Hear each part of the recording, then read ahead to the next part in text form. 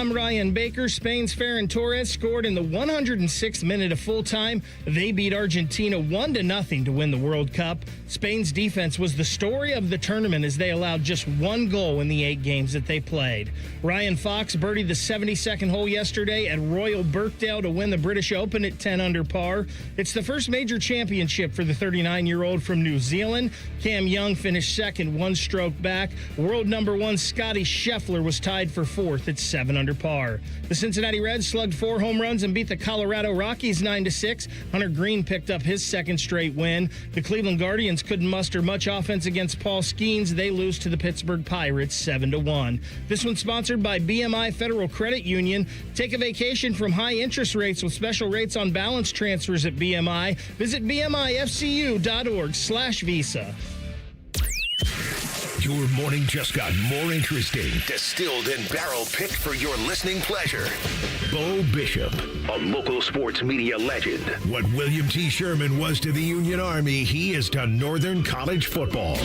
A husband, a father, and middling youth sports coach. He's friends with Central Ohio sporting royalty.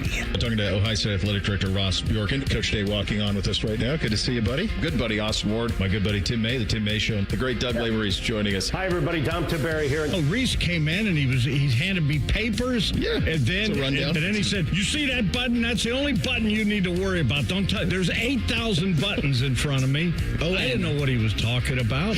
The one that says on. We blew the bucket on this imaging, and only 2 guys answered our ad on Craigslist. Ryan Baker and Eric Reeser. Act accordingly. You're now listening to Bishop and Friends. Bishop and Friends is sponsored by Diamond Seller, your true jeweler for over 75 years. Doing it live on a Monday edition of the program, an all friends edition today. I'm here. Joshua Perry is here. Big Mo, Eric Mosley on the other side of the glass, joining you for this Monday edition of the program. And we've got some fun stuff to talk about today. 20 most interesting continues. South Florida, the Bulls.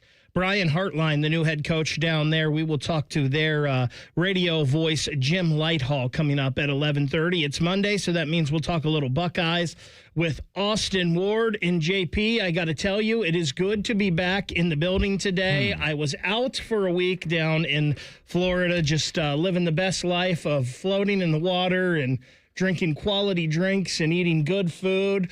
But 7 days of that, I am ready to return to the working world and attack this world. Attack this day with an enthusiasm unknown to mankind. We're ready to go. All right, so let me ask you this. I know you enjoy some libations. I do. I do as well. So when you're doing the beach thing, are you just, Coors Light, like you're a light beer guy? Do you ever mix it up with anything a little different? Like what's your go-to? So I will tell you this. When I am on vacation, I am only drinking a beer, usually if it's in the airport or if we go out to dinner. Okay. Or something like that. I will sit back and sip Captain and Cokes most of the week. Just chill as I'm floating in the water there. Got the Yeti there you go. Full of ice, the Captain and Coke in there. Now, I will switch it up a little bit. Like usually one day I will do something different. So this year we went, and it's a summer drink that I like to do a lot of times, some peach whiskey and Sprite. Ooh.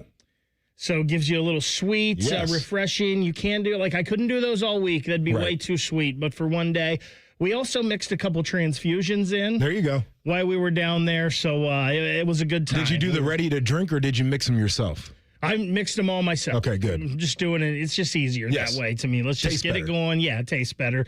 Sometimes the ready to drink might not have enough octane in them. I'm with you. So They got a little aftertaste too, I feel like.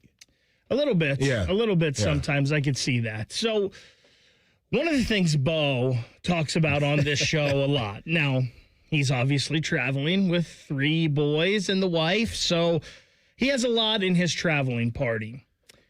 I have never had an awful experience with the airlines. I've never had the vacation horror story until Saturday. Ooh. It finally happened to me. And let me say this, the whole situation could have been a lot worse, and there were some people in the airport that definitely had it a lot worse than me on Saturday. But I was supposed to be home Saturday night. I'm a guy that likes to extend vacation, JP. Sure.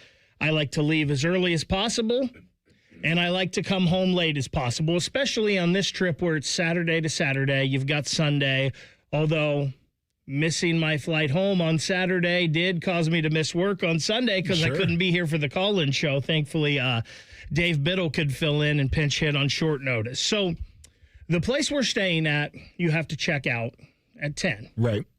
So we check out, but our flight, we didn't have to be over to Orlando in the airport till about 5:30ish because our plane wasn't supposed to leave till 7:50. Mm-hmm. So the place we stay will let you stay and enjoy the pool. So that's what we did. We went out, we enjoyed the pool, and as I'm out at the pool, I get a notification on my phone that says your flight has been delayed. Mm-hmm. So 7:50, flying into Charlotte to come home to Columbus. How long was the initial delay? It wasn't much. It was about 15, 20 minutes. Those are the ones that scare me the most. Well, and I was kind of like, okay, no big deal. Be all right. But I knew the connection time was fast. Mm-hmm. Well, then we got a notification that the flight had been delayed about an hour because of maintenance on the plane. It said it right away. Mm-hmm. Maintenance on the plane. So the plane's schedule for the day was backed up now. Then we got a notification that said, we're rebooking your flight. So now I have to be at the airport just 10 minutes earlier, no big deal. But we're going to be flying to Miami and then home. Okay, we'll see how this goes. So we stay at the pool, we go get lunch, we head over to Orlando, get a notification that the Miami flight has been delayed about 15 minutes. Okay. So then we get to the airport, and I'm going to say the name of the airline because they have done a good job for me so far. I've never had a problem with them in the past, and in this situation so far, they have treated me as well as they can. So we're flying American. Okay. We get to the American hub. It is a mess. See, a flight to New York has been canceled. Mm-hmm. See, a flight to Boston has been canceled. While we're sitting there, we see 2 flights that are supposed to go to Philadelphia. One of them is boarded and it says they're going to take off. The other one, the pilot says, I'm not flying. Which? So I had 2 companies flying to the same spot. You would think this is a company policy, but this is what we go. Pilot says, I'm not flying. The whatever weather we're going to be flying into is too bad. So this leads to a situation, JP, where I'm looking at I'm getting on FlightAware and I'm looking to see where our plane is. So our plane is flying from Miami to Orlando, so I can see it in the air. Right. So our plane gets there, but it's just sitting out on the tarmac because it has nowhere to go because none of these American flights are leaving their gate or taking off. And I'm starting to think, like, because I see the connection time in Miami, and I'm starting to pay attention, and I'm like, we're going to have a problem here because we're not going to catch this flight. And at that point, I'm looking at all my options. Right. And I probably should have pulled the trigger and bought a direct Southwest flight from Orlando to home. Going to leave at 8:40. But I'm like, well, then I'm going to be out these flights because I'm not going to be able to get reimbursed for anything or whatnot. So I don't pull the trigger on that, but I see what's happening. By the time our flight says it's getting a gate and it's going to go, we've missed our connection. So the American, they're already these lines of people to talk because there's been families that have been there since 9:30 in the morning. They're trying to get to New York, those whatever. Poor agents in the airport too. I feel, and I've had to like meter myself when having conversations with them. Because the line's long and everybody's pissed, and they're just clicking on a computer hoping something good pops up.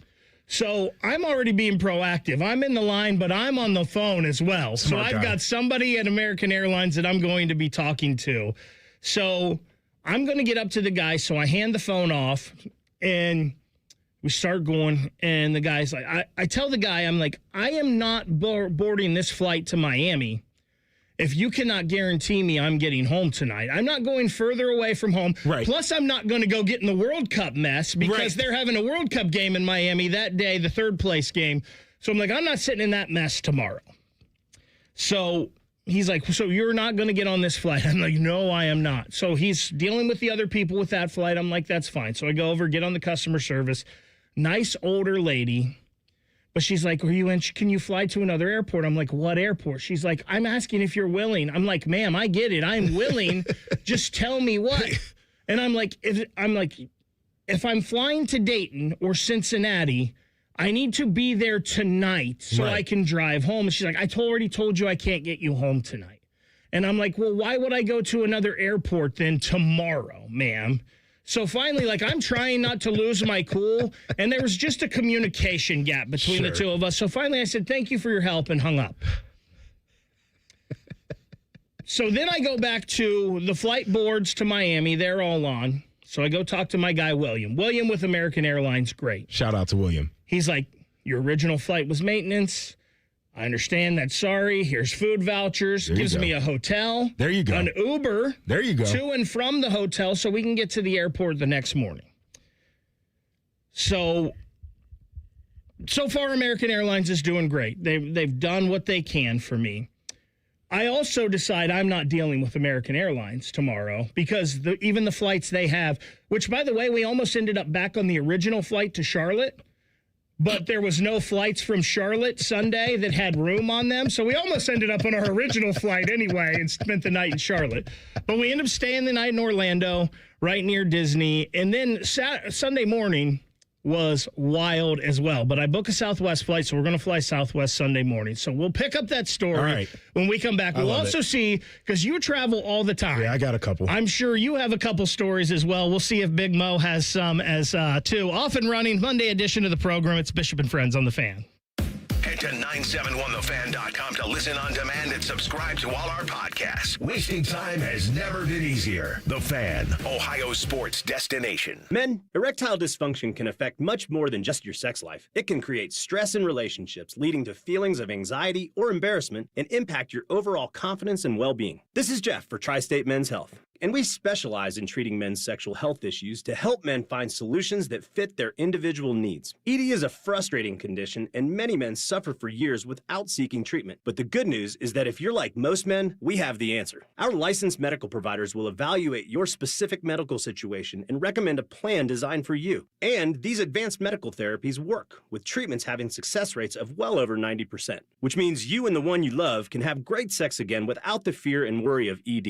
You can even last up to an hour or more, and you may just find you're performing like you haven't in years. So call us. Your initial visit is just $99 and includes blood work, a medical consult, and if medically advised, a test dose. And if that test dose doesn't work in the office, your visit is free. Call 800-900-9654 or go to tristatemenshealth.com. Big celebrations call for even bigger savings.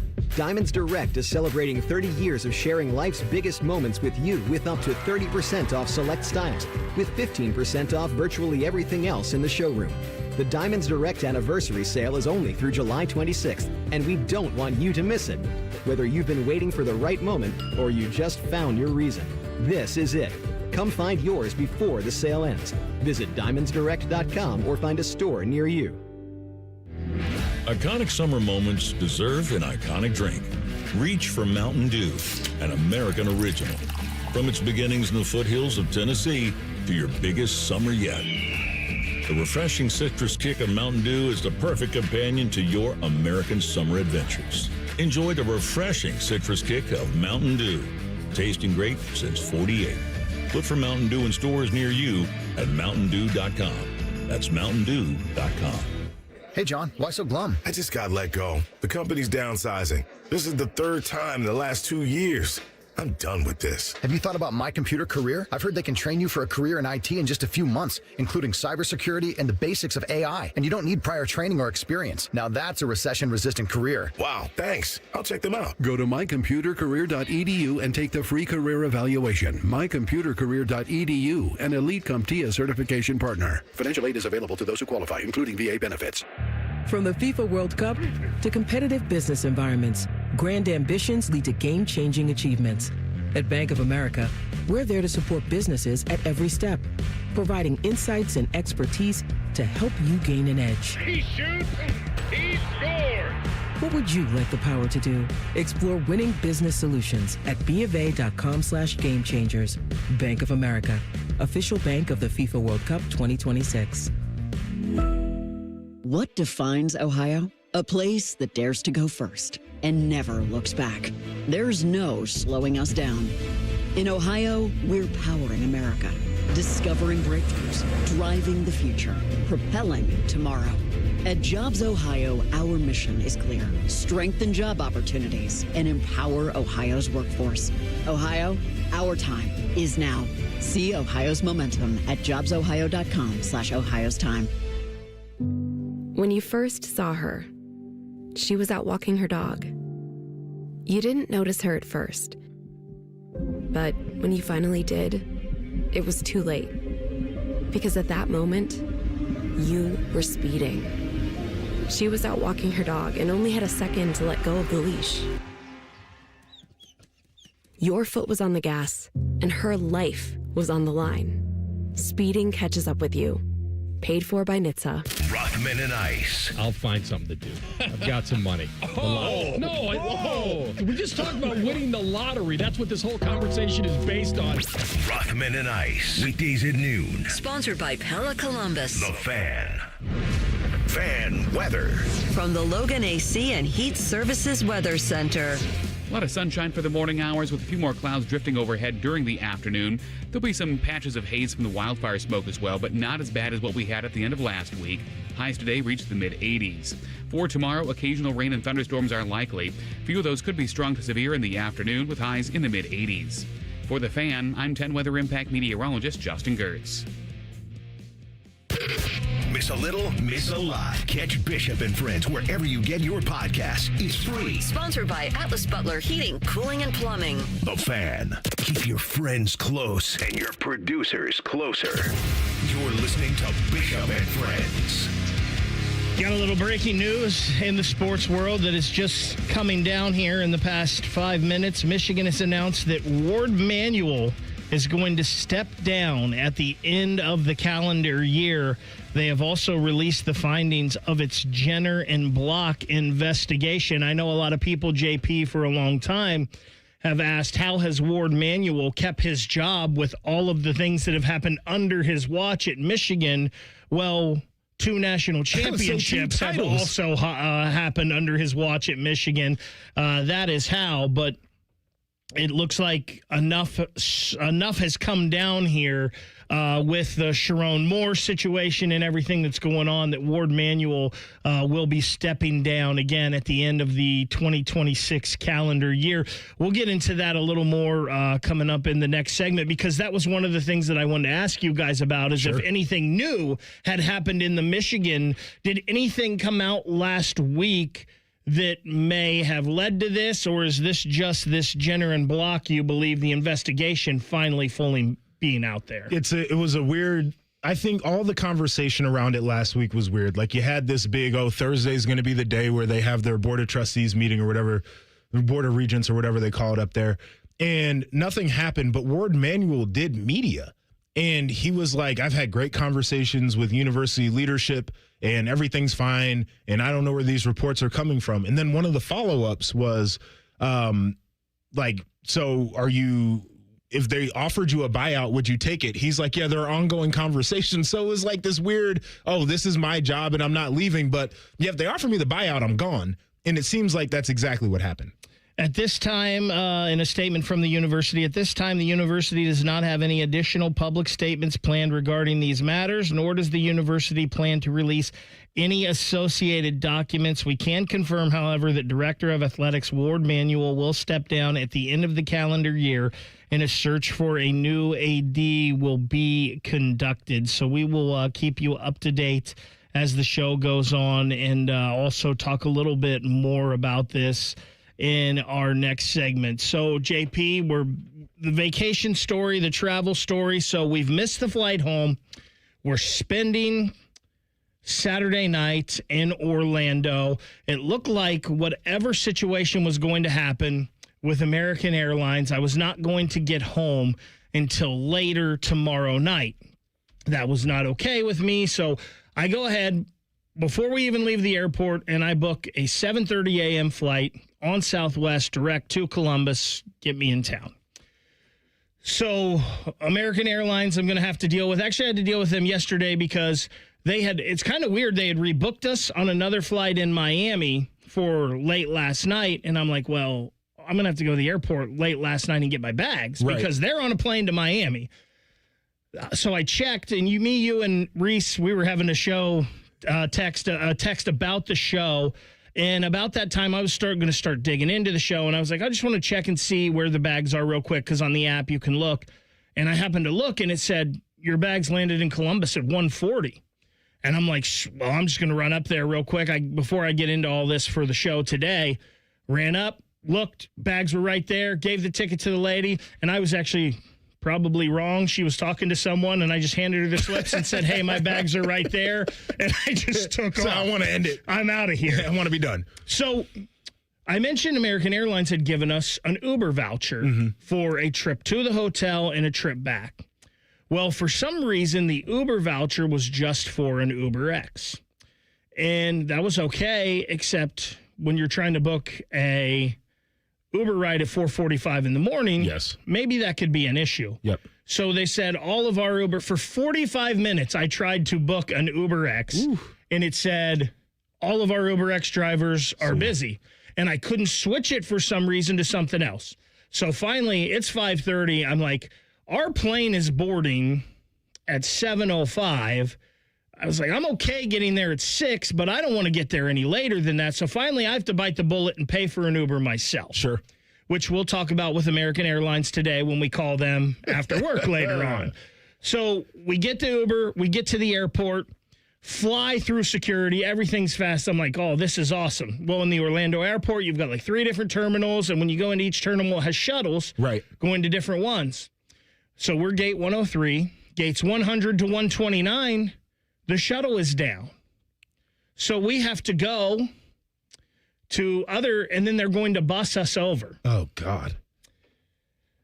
So, one, I've never seen an airport. Dude, what is going on? An airport like shuttle so full. Like it was almost nervous being on that rail with so many people in there because the cars are dropping side to side big time. So we get there. There's a huge line. I'm like, this is kind of crazy. But we're going through the line, and eventually we get to the shuttle, the bus. It takes us over. We walk right up. We even have time to get breakfast. There you go. Before we get on our flight, which is another issue because some people start passing the line. Like, I got to, pushing through. I got a flight. I'm going to miss my flight. I don't care. And then when I see you, sir, in line for breakfast, you better believe I'm going to say something to you. Here's the part about after you've been rude. I got to catch a flight. We all have to catch a flight. Well, yes, exactly. The reason we're all here is because we got to catch a flight. Okay, so let's cut the BS. No. So through all the craziness, we made the flight. We got home yesterday. We got the bags. Everything is good. Now I'm just going to have to deal with American Airlines on flight reimbursements and all of that. And like I said, they have been fantastic with me so far. So hopefully everything with that goes smooth. I know you travel all the time. I do. I'm sure you've got a couple stories. I do. So the one thing I will say is the scheduled Uber is the way that I go if I know I have to get one. Like, I'm just pre-planning it the night before. I'm scheduling it for a certain time. I should have done that. The Uber shows up. So that would be my one piece of advice. So I've got 2 good ones for you. The first one, this was back in 2018 after I retired from the NFL.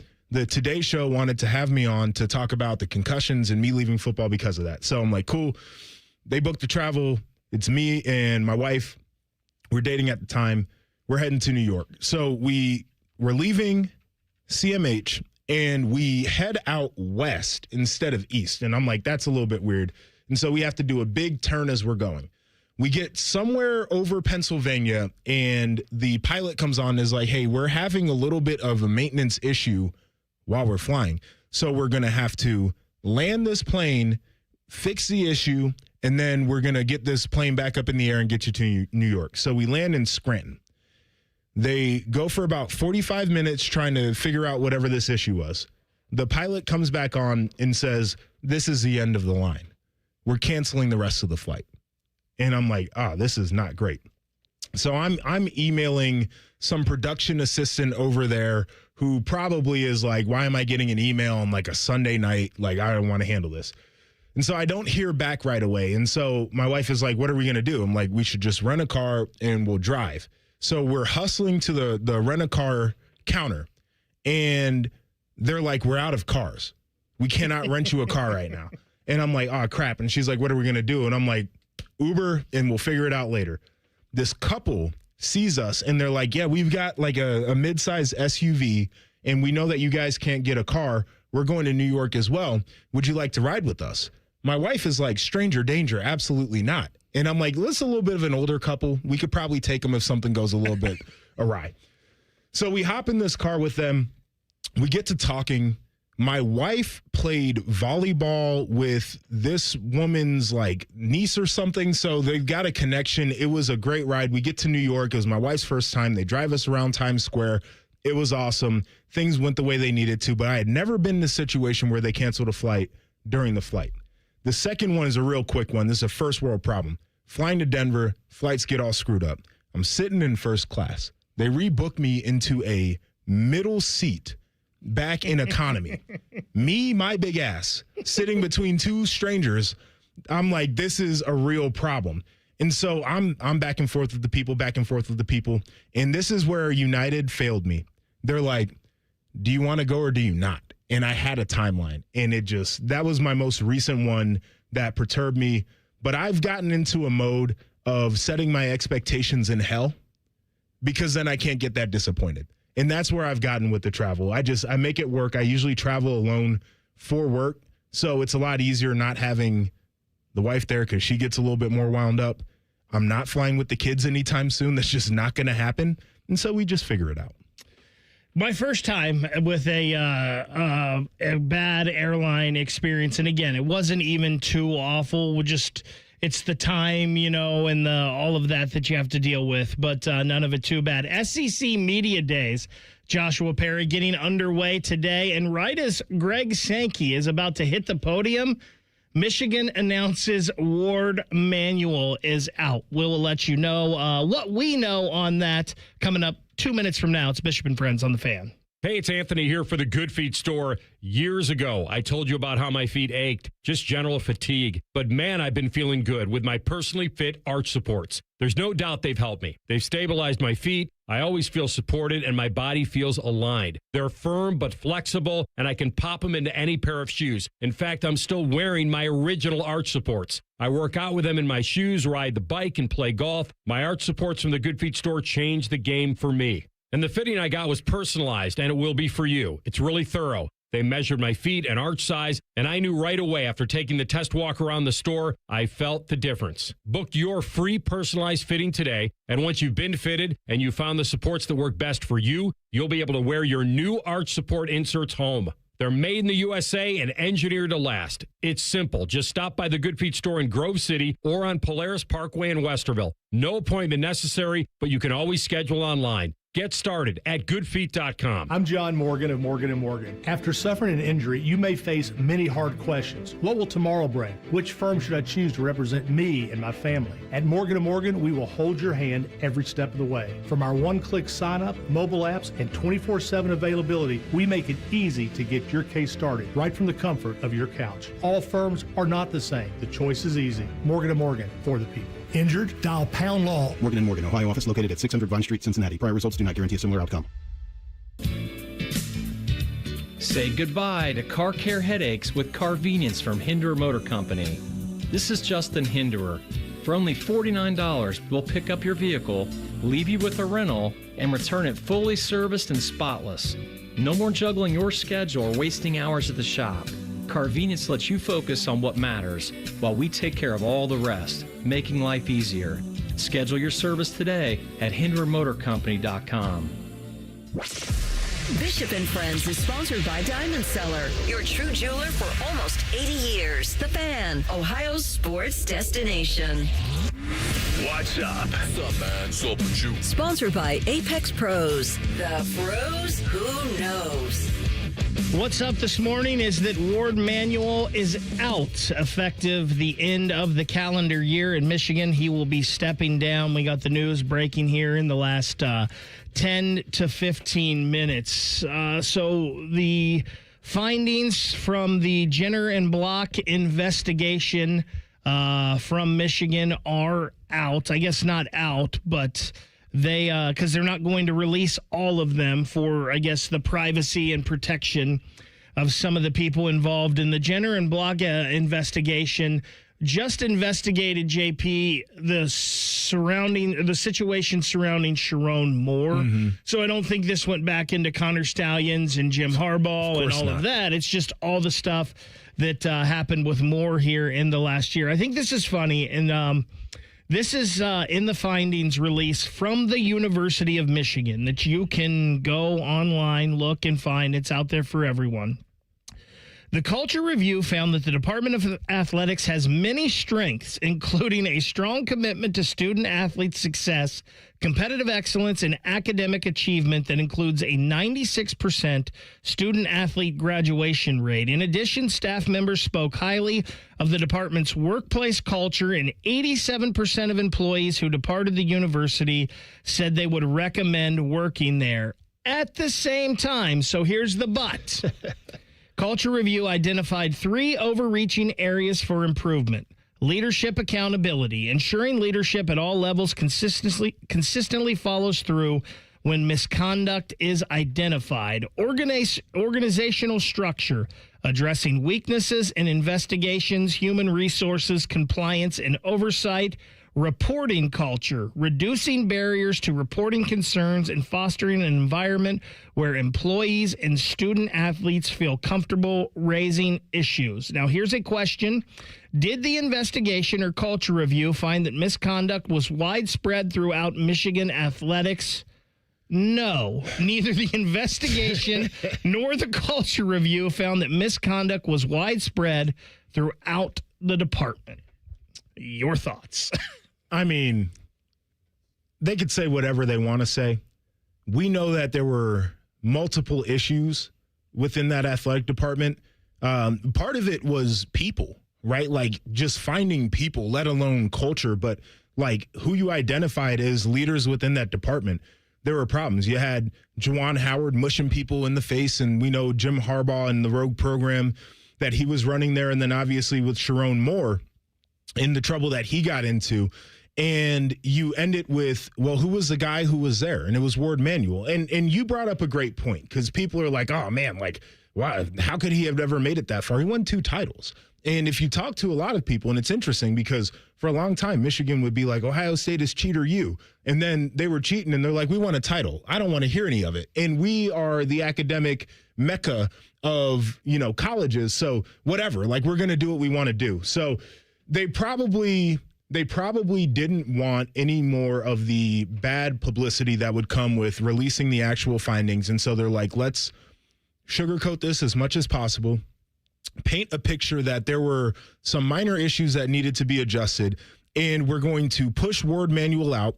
And I'm sure that there was a buyout that was negotiated where he was like, I'll take my check and leave.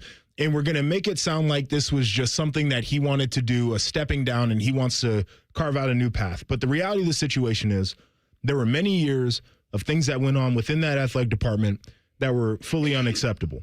Now, I wanted to address one of the things that was in the first part of that statement that bothered the hell out of me is talking about the academics. It's one thing that they love to do right now because there's not really anything else to say. They used to be on this moral high ground as Michigan men about the way that they behaved, and that's kind of gone. And so they're like, well, we're a really good school, and we're committed to academics, and your guys take classes online. They don't even go on campus. Our guys are here for an education. I feel like more than half of that roster up there is in a degree path called general studies. You guys ever heard of it? General studies. You know what general studies is? Because I don't. I have no idea what they actually study. I think it's basket weaving. There might be some of that in there. I mean, it's an interdisciplinary coursework. So they basically just get to pick the classes that they want to take as long as they fit. in the FAQ section of this degree, can I double major with a BGS? No, you cannot pursue a second major. Can I minor with a BGS? No, you cannot minor. So I don't like. Okay, yeah, you go to class in person maybe, but like, what are we even doing here? And so the whole thing to me is this unraveling of this Michigan man thing. By the way, I've gotten to know plenty of those guys. Some of them have become my really good friends. They're not bad guys, but this Michigan man thing, watching that kind of burn in real time has been an interesting thing to see. It is, and you can, whenever they say that, you can just point to the last 4 or 5 years, and I know that they'll just point to national championships, and a lot of times that's all we care about is winning, but you can't keep that persona. I thought this was interesting too, JP. The Culture Review found that the football program's prominence and organizational structure created unique oversight challenges. So what does that mean? Our football program, because it's so prominent, it's just hard to take care of. So we have such a historic program that will look the other way. Is that what they're saying? It sure seems like it. I mean, that's what it feels like. And once again, you're supposed to have a structure that you build that fits the prominence of your university. So Tattoo Gate happened. Tressel resigns. The compliance department at Ohio State, like that became such a nightmare to try to navigate because they're like, we're not going to let something like this happen again. You want to talk about oversight? We're not letting anything slip through the cracks. I'll tell this story. So when I was a sophomore in college, I had begged my dad for his car. He had a Lincoln Navigator. I wanted to drive it. He was like, cool. So I take it down. I have it on campus. I had it for 2 days. They see this car, and they're calling my dad. They're like, we need a bill of sale.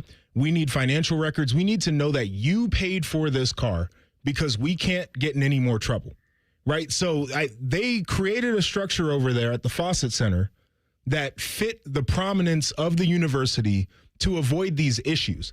That, to me, cannot be an excuse. But here we are. Here we are.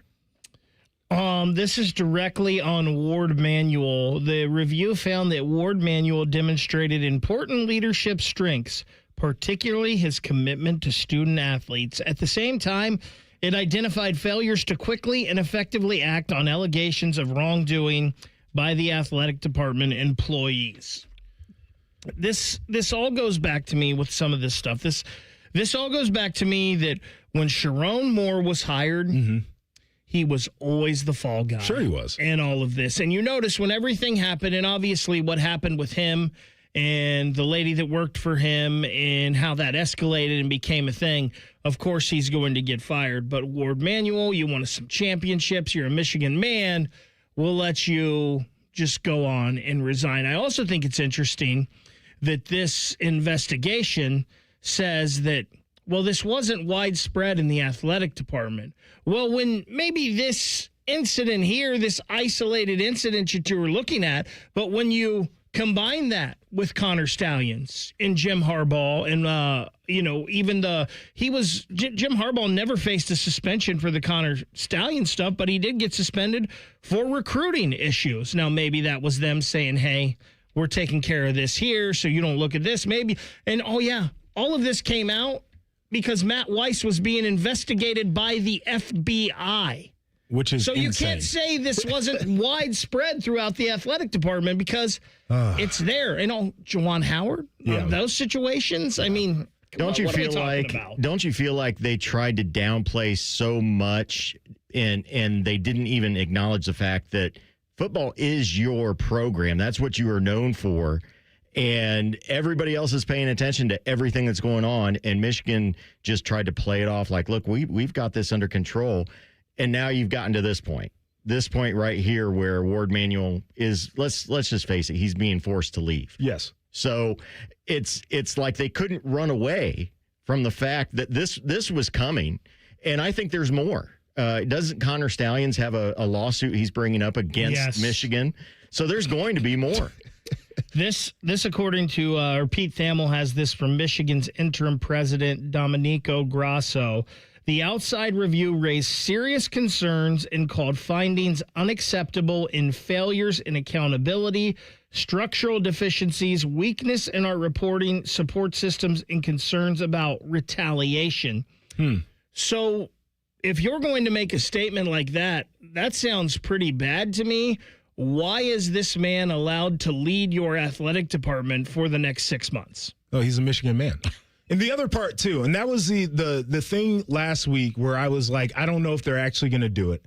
July is a terrible time to be parting ways with an athletic director. It's a terrible time to do a search. It's a terrible time to feel like you don't have somebody permanent leading your athletic department. And so it always felt like it would have been rough for them to want to do it. I think the Michigan man part of it, they're like, let's save face a little bit for him. I know this, but it's a real thing. Like, you could throw your head back all you want to. Like, this is, and to add on to this, by the way, so we talked about basketball, we talked about football. Michigan hockey also had a lot of issues with its culture, right? So, like, this was another layer of it, too, where it's just not your big money-making sports. Like, there were other rogue actors just floating around here for years, and the same guy was allowed to lead the athletic department. Let me ask you guys this real quick. How much do you think the success that Ohio State has played into everything that Michigan has done and the decisions they've made just because they've been trying to keep up with what Ohio State's doing? I don't think there's any doubt. Like, Urban Meyer broke Jim Harbaugh, I believe. That had to be a rough. What was that, from 2016 to 2020, basically 2021 before that had to be just a rough time for him. How amazing is this that Heather Dinich is on the TV right now with a big SEC logo behind her from SEC Media Days, and they're talking about the Ward Manual situation. Amanda Kristovich, friend of the program, just put out a tweet. That's why I was throwing my head back when you were talking JP. We'll get into that next. It's Bishop and Friends on The Fan.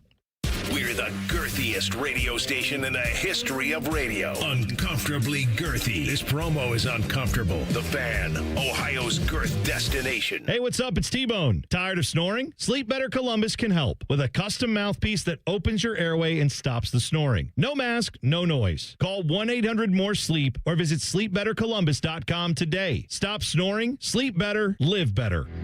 Iconic summer moments deserve an iconic drink. Reach for Mountain Dew, an American original. From its beginnings in the foothills of Tennessee to your biggest summer yet.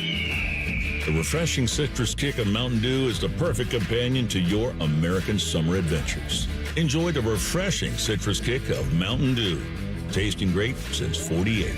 Look for Mountain Dew in stores near you at mountaindew.com. That's mountaindew.com. At Bank of America, we support businesses at every step, providing insights and expertise to help you gain an edge. What would you like the power to do? Explore winning business solutions at BofA.com/gamechangers, official bank of the FIFA World Cup 2026.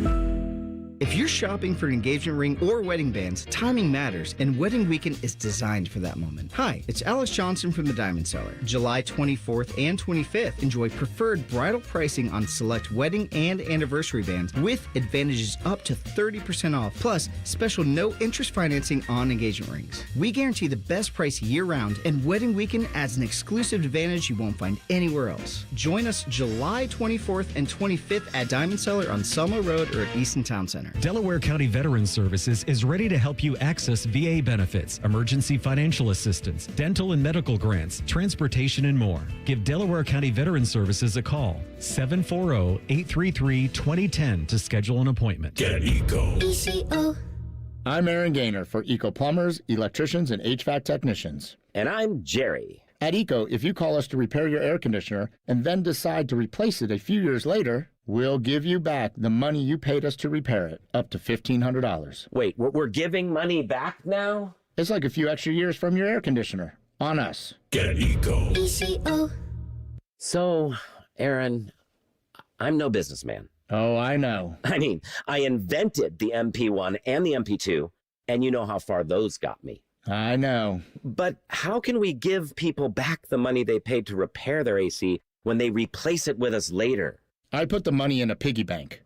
A real piggy bank? Get Eco. ECO. Okay, it's a bank. That makes sense. I mean, it is $1,500. Get Eco. ECO. Eco plumbers, electricians, and HVAC technicians. Visit geteco.com. Hey, it's T-Bone again. Sleep apnea doesn't have to rule your nights. Sleep Better Columbus has been treating snoring and sleep apnea for over 15 years with proven results and now has an office open in Marysville. Call 1-800-MORE-SLEEP or go to sleepbettercolumbus.com. Stop snoring, sleep better, live better. Craving the O? Now it comes to you. For loyal fans, the O on Lane is now offering the O on the Go catering delivery. Perfect for the office or any group. Order boxed lunches or group catering right now at theoonlane.com. The O on the Go, delivered fresh, delivered easy. Common Man here for GoGermain.com. Are you in the market for a pre-owned vehicle? Yes? Stop what you're doing and check out GoGermain.com. They're having their biggest pre-owned sale of the year. Every single vehicle is on sale and comes with a 72-hour exchange policy plus a 3-month warranty. No one's going to sell you a car for less. They have over 4,600 cars to choose from with over 1,500 under $30K. So go for the biggest selection. Go for the lowest price. GoGermain.com. Tell them Common Man sent you. From military life to a rewarding career in IT, kickstart your new journey in a matter of months in the fields of IT and cybersecurity, including AI. Learn more at mycomputercareer.edu/CWP. Financial aid is available for qualified students, including VA benefits. Common Man and Tinny are inviting select jabronis to the station for pizza. Hey, that could be you. Email goodcleanboy@gmail.com and tell us why you should be chosen. Presented by Billiards Plus and sponsored by Paisano Peppers. The Fan. The Fan Poll is sponsored by JT's Pizza and Pub, home of award-winning pizza and $2 tall boys. All day, every day. Sports conversation that's worthy of a toast, or at least a stiff drink. You're listening to Bishop and Friends. If you're just joining us, Ward Manuel is out at Michigan at the end of the calendar year. The findings from the Jenner and Block third-party investigation into the Sharon Moore situation has been given to Michigan, and Ward Manuel has deemed it was time to step down. So Amanda Kristovich, we have her on this program often to talk about things, usually in the business aspect of sports. She already has an article out at Front Office Sports on this Michigan situation. Ward Manuel told the president that he was stepping down, and this is from the University of Michigan president. I have the deepest respect for Ward and his countless contributions to Michigan, and I have asked him to stay on. Meaning Ward Manuel is stepping down right now, it sounds like, and the president asked him to remain. She also goes on to add, in addition to Manuel staying until the end of the year, Michigan has appointed him to be a special advisor to the president to implement recommendations to improve the athletic department he oversaw. So this guy let this happen, and you're going to have him be involved in the solution. Sure. Why not? Why not? That's the only thing that makes sense, Michigan being Michigan. It's a perfect ending to the way that this thing has gone. The guy who couldn't do right.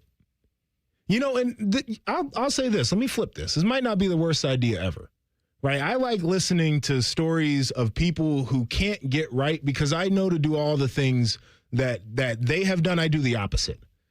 So maybe they're going to be like, hey, Ward, what do you think about this? And he'll give his answer and they'll be like, all right, let's do the opposite thing here. This is the easiest way to fix it is just ask him what his opinion is and then go the other direction. That is absolutely nuts to me. And you read one of the statements that was out there about the idea of people maybe fearing retaliation within that athletic department. That might be the worst indictment out of anything that was here.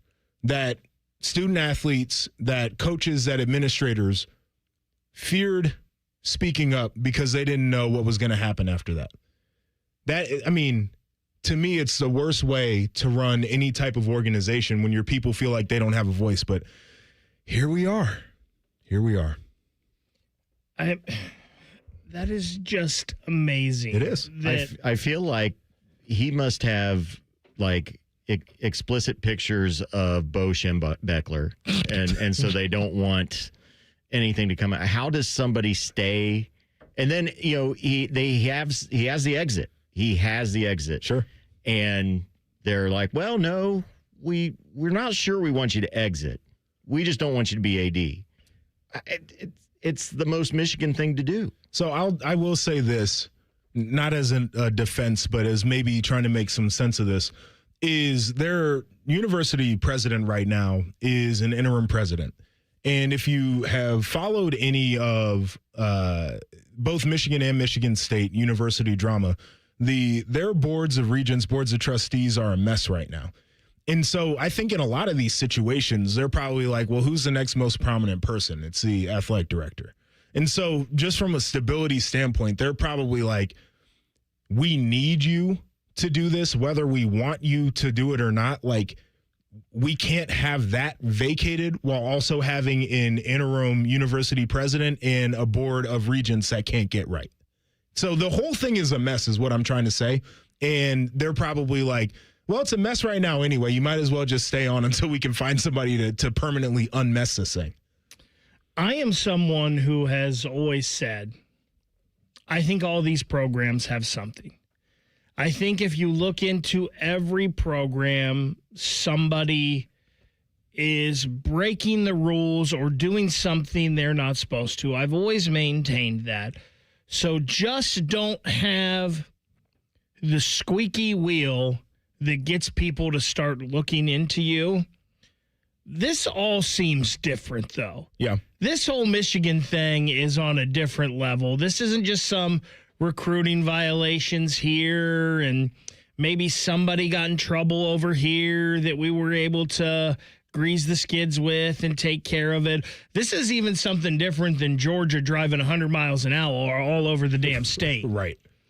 I mean, this... No, they had a little bit of everything here. And the fact that this investigation, and I understand this investigation was just into supposedly the Sharon Moore situation. But the fact that you can say it was not widespread in our athletic department after all of the things, recruiting violations with Jim Harbaugh, the Connor Stallion situation, Matt Weiss and the FBI getting involved, one of the basketball players wrecking a car that was in Ward Manuel's wife's name, like all of these things, we're very satisfactory in a lot of things. Actually, we're better than satisfactory. We're exemplary, and this isn't widespread. This is just delusional. So let me ask this question.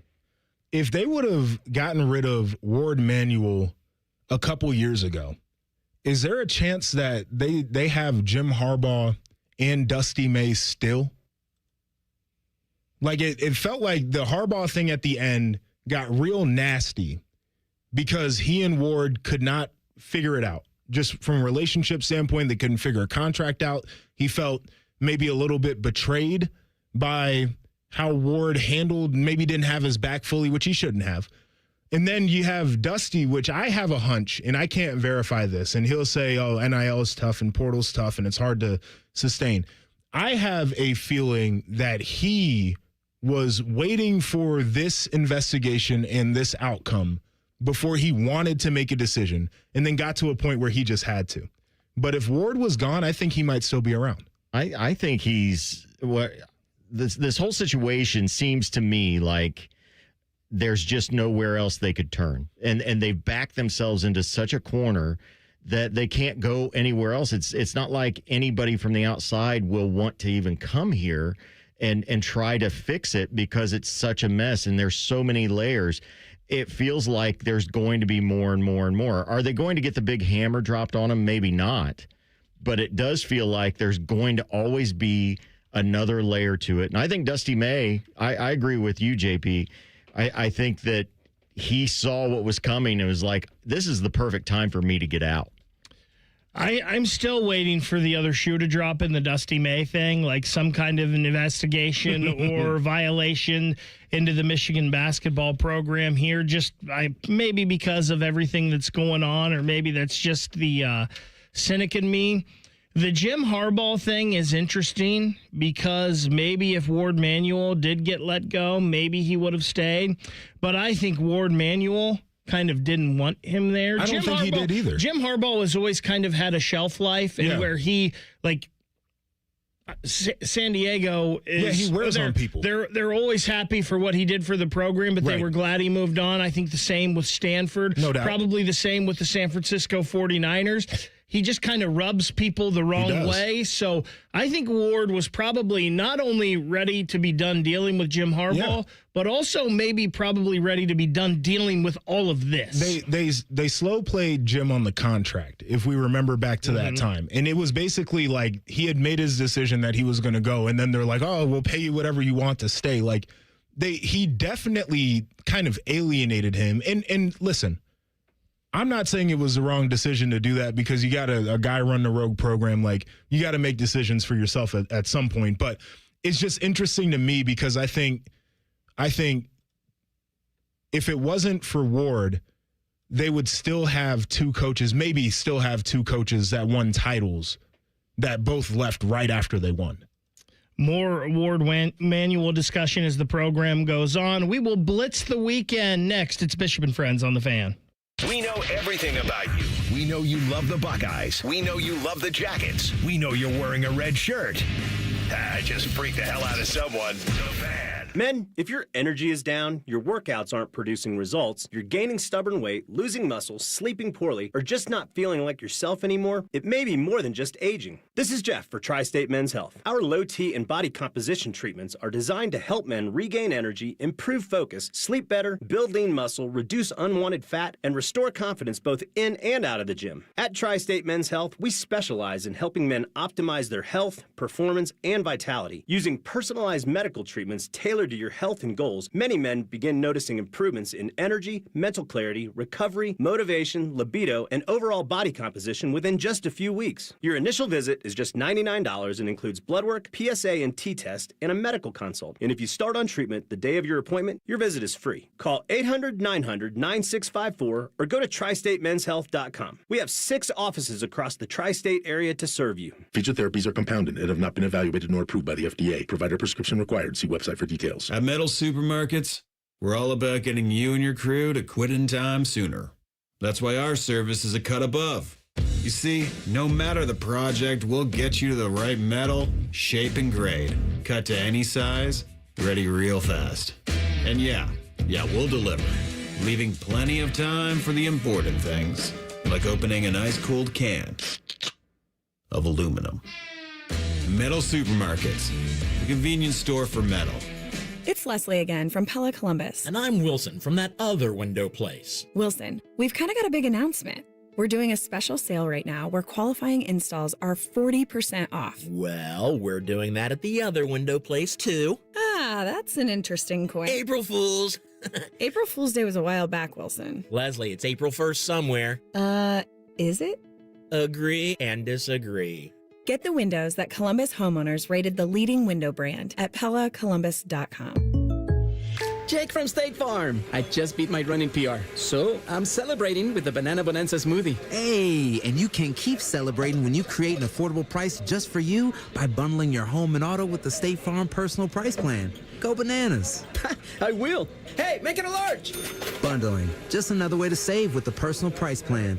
Like a good neighbor, State Farm is there. Prices are based on rating plans that vary by state. Coverage options are selected by the customer. Availability, amount of discounts and savings, and eligibility vary by state. Get in the zone, AutoZone. Annie's first oil change wasn't as hard as she thought because she went to AutoZone, where a friendly AutoZoner helped her find the right oil and save on an oil filter. He explained the job and showed her free how-tos on AutoZone.com.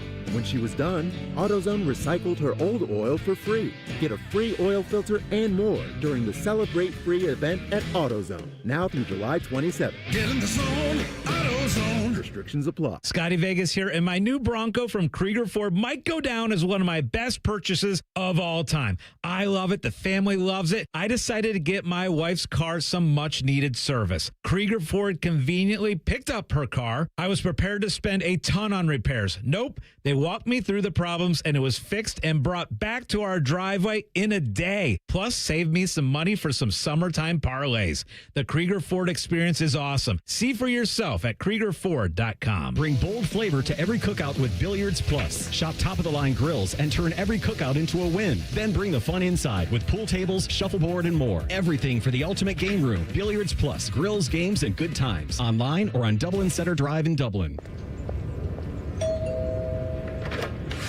Whoa, what's all this? These screens, the food? All for the game, bro. Dude, let us pitch in. No need. I've got it all covered. With T-Mobile, I'm saving $1,000 bundling my wireless and internet. No way. Really? Yep, and the price of my plan won't change for 5 years. Wow, I'm definitely switching to T-Mobile. Goal! Here's to score big with T-Mobile. Families save up to $1,000 a year when they bundle fast, easy to set up, all-in 5G home internet with 4 phone lines on Experience Beyond. And your plan price? Guaranteed for 5 years. Stay connected con tu gente and catch every match with T-Mobile. Join now at T-Mobile.com. Price guarantee on talk, text, and 5G data. Exclusions like taxes and fees apply. Savings based on third line free via monthly bill credits. Internet discount with $15 in monthly bill credits and auto-pay discount. Qualifying credit required. Credits may take up to 2 bill cycles and will stop if you cancel any lines or change plans. One bite in, you'll be saying, that's hot as fire. Speedway's new Hottest Fire Chicken Sandwich turns up the temp. Eat the heat for $4.99 only at Speedway. Valid through 8/25/26. Participating stores. Exclude Speedy Cafe. See app for full terms. Broadcasting live from the McDaniel GM Superstore Studios. Driving excellence since 1916. Chevrolet. Together, let's drive. WBNS HD1 Columbus.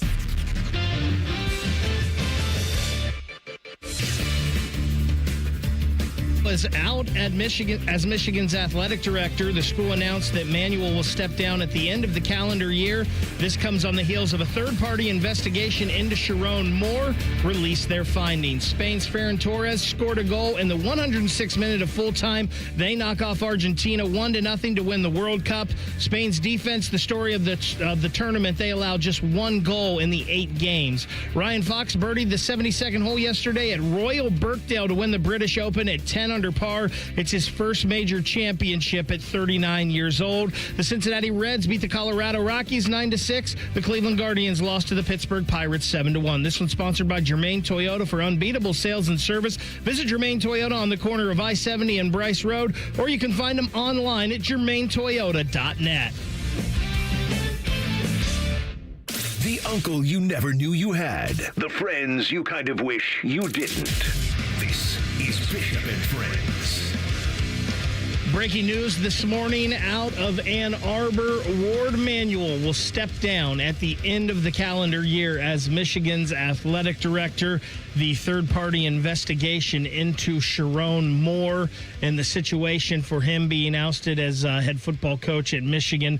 The findings for that have been released to the university, so Ward Manuel will be out, stepping down at the end of the year. Second hour of the program on this Monday. Ryan Baker, Joshua Perry, Big Mo, Eric Mosley with you today, trying to keep you up on the Ward Manuel situation. We will continue to do that as more news comes out throughout the program. But right now, it's time to blitz the weekend.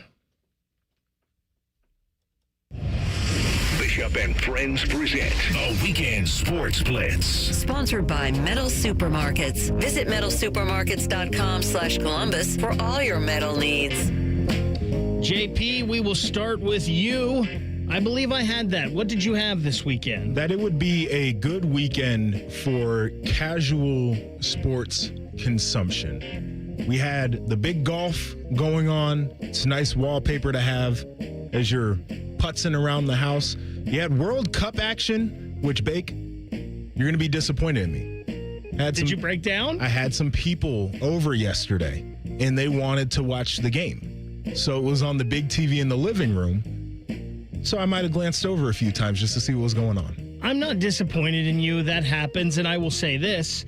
while I was enjoying some libations in the Orlando airport on Saturday afternoon, the third place game was going on between France and England, and it seemed like everybody where I was at was into that, so it was on the TVs. Sometimes it's just unavoidable. Like, I wasn't trying to avoid it. I just wasn't searching it out. So I'm not disappointed in you, JP. Well, I had a little bit of that going on. Some W action, too, which has been really intriguing to watch. Caitlin Clark had a phenomenal, one-of-a-kind performance. I think it was 45 points and 10 assists. So good casual viewing weekend is what I had. I didn't get a ton of chances to watch a lot of sports, but most of it was the British Open. I'm a huge PGA nut, and especially yesterday, seeing that leaderboard change as much as it did during the day, and you really, by about halfway through, you really had no idea who was going to come through and win it. So that was worthwhile for me. I did catch a little bit of the World Cup, and I was really rooting for Argentina just because they were the underdog, but not surprised that Spain won. But look at this World Cup. It was just an amazing experience to see how it came together. There was a lot of surprises.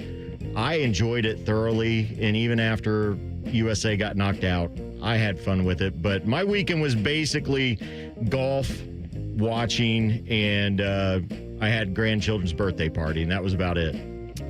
I believe I had that Axel Lindenborg would be the steal of the NBA draft, especially landing with the Golden State Warriors. And I know it's just the Summer League, but he was named the MVP of the Summer League. Golden State won that this year, and I'm still surprised. I'm still shocked, and I understand fit with Cooper Flagg. Maybe it was. I can't believe Dusty May went with Morris Johnson, who's really good as well. But I can't believe he drafted Morris Johnson over Axel Lindenborg. Axel Lindenborg, I believe, will be a starter for Golden State, and he'll be really good for them this year. Mm-hmm. And that's scary to me because they still have Steph Curry, and they're still the Golden State Warriors. I know they're not as good as they used to, but Axel Lindenborg is a dude. I'm with you on that. What did you not have, JP? Well, to circle back to what we've been talking about for the last two segments, I did not have the timing of this Ward Manuel news coupled with the idea that he will stay on to the end of the year and be an advisor over the reshaping of this rogue athletic department. But I will say this, I'm never surprised anymore, only disappointed. I did not have Ryan Fox winning the British Open. Honestly, he had a good tournament, but you're looking at the names that were out there, and he was not one. Even as it got closer to the end in that final round, he just was not one I thought would stick around. I really felt like, Scheffler was making a run. I thought he might have a chance. It just was not where I thought it would go. But, congrats to Ryan Fox and able to get the New Zealander his first major.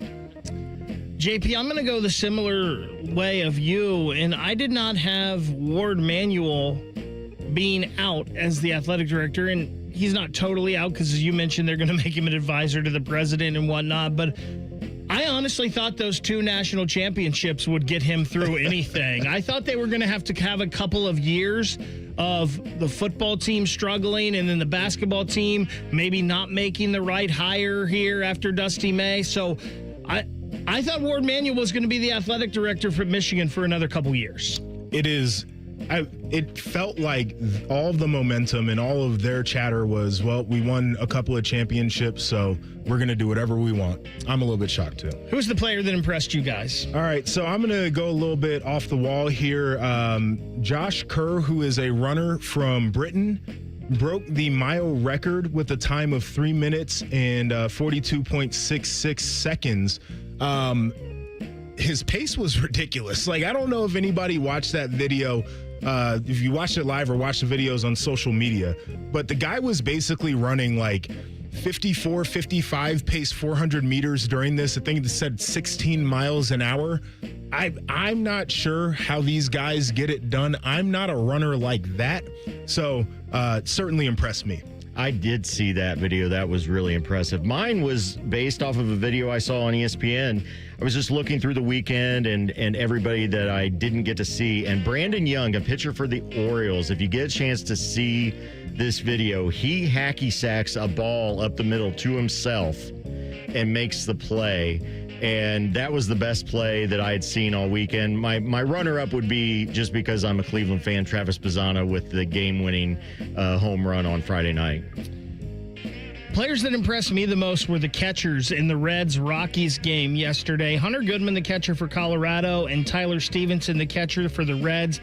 They combined to go 6 for 8 in yesterday's game with 5 home runs, 5 runs scored, and 8 RBIs driven in. Goodman hit 3. Tyler Stevenson hit 2, and his one out was a fly ball to the wall in center field. That has to be pretty close to like an all-time catcher game. Player that disappointed. So this is a little bit weird here, but watching Cam Scatteraboo get up there and lift up his pant leg and then do a backflip where he absolutely did not stick the landing. Like there's something about being that dumb to me that is so bothersome. And I get it. Like his whole shtick is that he's a meathead and he just runs through guys and concussions don't matter. I'm here for a good time, not a long time. That was it's a ridiculous thing to do. And if I'm the Giants, I'm kind of like, okay, we have money invested in this guy and he's an idiot. And I wouldn't feel great about that. Yeah, maybe just keep him to goal line runs and that's it. I couldn't pick one player. It's a whole team. Argentina. You have to kick the ball at the goal. And they just played scared to me. Now, obviously, you go down a man late in the game. There's not much you can do there. But for as much as they had just hung around in most games, I felt like against Spain, they were just scared stiff, and they were playing not to lose and not playing to win. So that was the whole team disappointed me. To me, it was Sam Burns. Sam Burns was right there to win the PGA Championship. He's right there yesterday, leading going into the final round of the Open Championship. All he had to do was shoot even par yesterday, and he would have been in a playoff. Instead, he shoots 2 over par. Sam Burns is a young guy that's knocking at the door, but he's had a chance here in the last 2 and just couldn't quite get it done. Bud Kilmer, honorary coach of the week. All right, so Luis de la Fuente, the Spain coach, feels like the obvious choice here. I wasn't super dialed into the World Cup, but I did have it on, as I mentioned. And watching one of the things I love the most in sports is anytime there are trophies being presented, when you bring out the stage onto the field, when there's confetti falling, things of that nature, I love watching it. And so to be able to coach a group of guys, to be able to pull that off, you got to win it for me. I had De La Fuente as well. And my reason is not just because they won, but they were the favorites throughout. And sometimes it's such a long tournament to keep your guys that focused as you go on, and it does get tougher and tougher. You've got to have some mettle as a coach, and he definitely showed they really didn't struggle much at all, and they faced every comer that they had to go against. So I think definitely he's the coach of the week. You know, it seems like for a couple years, people have been shoveling dirt on Larry Johnson's grave. Yes. But he just continues to do what he does. Gets Carlos May, 4-star defensive line recruit out of Alabama, to commit this week. He has gotten 4 of the top 100 recruits on the defensive line to commit to the Buckeyes for next year, including the number 1 edge in DJ Jacobs. My guy, Coach Johnson, still out there getting it done. Speaking of Ohio State football, we are about 2 weeks away from training camp getting started in early August. We're going to get JP's thoughts on a position group or two that he's excited to see once camp gets going underway for the Buckeyes this year. It's Bishop and Friends on The Fan. We used to have a billboard with our host's face on it, but only ugly people work here now. You mama say you ugly, hey! The Fan, Ohio sports destination. Making ends meet matters for Ohio families. Congressman Mike Carey is working to help you keep more of what you earn. and get the benefits you deserve. Mike Carey supported the Social Security Fairness Act, helping ensure public servants like teachers, firefighters, and police officers receive the full benefits they've earned. And Mike Carey is working to deliver tax relief for more Ohioans. Congressman Carey backed historic tax cuts for working families and seniors. That plan eliminated taxes on tips and overtime, expanded the child tax credit, and provided thousands in tax relief for Ohio seniors. Because whether you're working, raising a family, or planning for retirement, every dollar matters. Visit carey.house.gov to learn more or get help accessing benefits or dealing with a federal agency. Congressman Carey's office is here to help and fighting to help your family keep more of what you earn.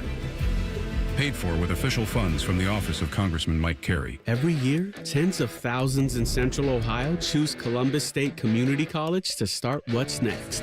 They're earning degrees that open doors to in-demand jobs, stable careers, and real earning power. They're bridging the gap to an affordable university bachelor's degree, avoiding the trap of student loan debt, and moving their lives and our community forward. Columbus State is making Central Ohio stronger. Apply today at cscc.edu. No one plans to get into an accident, but when it happens, we strive in making life easier for you. This is Justin Hinderer. The Hinderer Motor Company Collision Center is ICAR certified and certified by many manufacturers to provide the best quality repair available. All of our repairs come with a lifetime warranty. We have our own 24/7 towing service so you never have to wait. Plus, we offer on-site rental cars for every lifestyle. At Hinderer Motor Company, we love what moves you.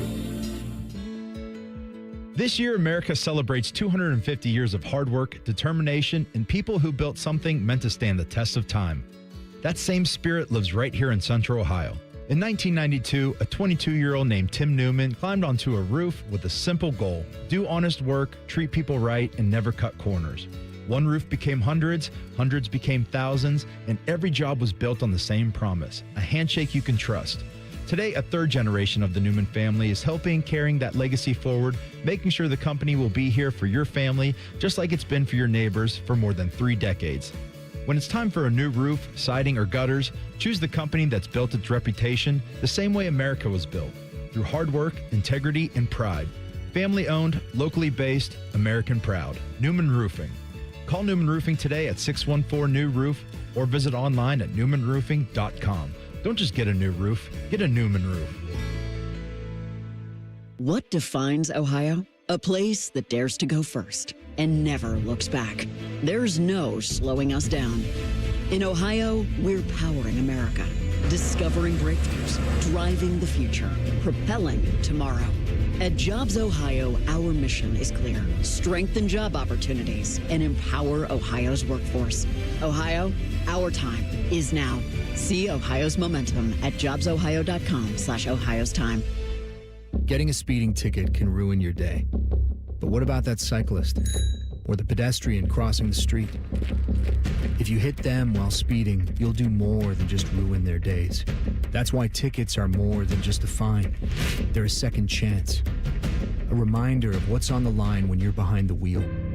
You won't get a do-over every time. So take this as your sign to follow the speed limit every drive. Speeding slows you down. Paid for by NHTSA. Common Man and Timmy are putting together a hangout at the radio station for a small amount of listeners. Pizza will be involved. Ping pong, too. Lots of inappropriate conversation. And don't forget, pin the tail on Teddy. Tell Man and Timmy why you're the perfect guest by emailing goodcleanboy@gmail.com. Presented by Billiards Plus and sponsored by Paisano Peppers. The event takes place Thursday, July 30th, and all email submissions must be in by July 27th. Enter today. Fan weather. From the Logan AC and Heat Services Weather Center. A lot of sunshine for the morning hours with a few more clouds drifting overhead during the afternoon. There'll be some patches of haze from the wildfire smoke as well, but not as bad as what we had at the end of last week. Highs today reached the mid-80s. For tomorrow, occasional rain and thunderstorms are likely. A few of those could be strong to severe in the afternoon with highs in the mid-80s. For The Fan, I'm 10 Weather Impact meteorologist Justin Gertz. Miss a little, miss a lot. Catch Bishop and Friends wherever you get your podcasts. It's free. Sponsored by Atlas Butler Heating, Cooling, and Plumbing. The Fan. First Friday miracles are always better with Uncle Bo. This is Bishop and Friends.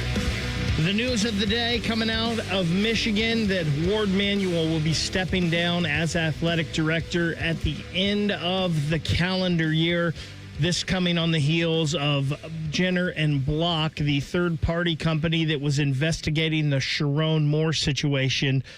$11 million, by the way, they spent on that. I saw $12 million. There you go. But regardless, that's a lot of money for when we're looking for every dollar, every penny, every cent we can in pro sports now. By the way, everything was out there. Like I'm not sure how much of the $12 million they really needed to spend to figure out that there were some problems up there. It seemed, it was so isolated, JP. It wasn't widely spread throughout the athletic I would have taken $12 million to tell them how bad it was. Yeah, I would have taken way less than that. Hey, yeah, you guys want to figure out your problems? Yeah, I'll look over those papers there. We're also getting some good nuggets coming out of the SEC Media Days that have started. I'm sure we're going to talk about a lot of those tomorrow and as the week goes on. During the program, but you just mentioned something in the break. Eli Drinkwitz saying that a lot of the coaches already regretting 9 games. They haven't even done it yet. Haven't even played one. They're regretting them.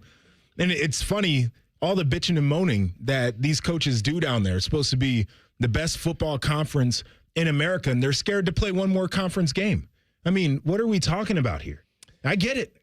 You're going to tote an extra L throughout the conference. It's not going to be great. It's probably not going to help your playoff resumes. But if your teams are that good, what's having another Arkansas on the schedule? You know, what's having another Mississippi State game? You guys can play that. You'll be fine. Well, the problem is their 4-8 teams are a lot better than everybody else's 4-8 teams. That's right. So it's a lot more difficult. One thing we know is difficult is the Ohio State football schedule this year. It's a lot of people have it as the number one. I believe I was looking in Phil Steele's magazine. He has the Buckeye schedule as the 6th toughest for this year. Buckeye training camp coming up here. First week of August, our show's going to be out there. Morning Juice, T-Bone and Tyvis will all be out there, so that will be fun on those Thursdays and Friday. And JP, I was looking ahead for the Buckeyes this year. The offensive side of the ball seems kind of set, and we kind of know. There may be a piece here or there or a depth guy, rotational guy. The biggest change, it seems like, is on the defense this year.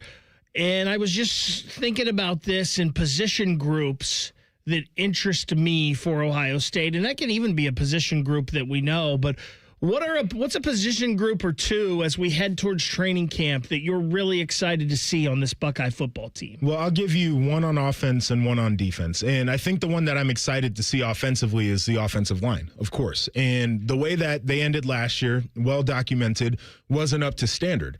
But they've got a lot of guys returning, and they have heard all offseason about how they were not up to standard.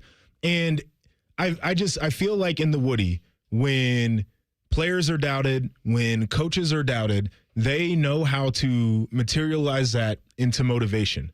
I think being veteran is one of the most important attributes in a collegiate offensive line. It's a hard position to identify players, and it's hard to get them up to speed. So the idea that they have veteran players, I think, is a big bonus.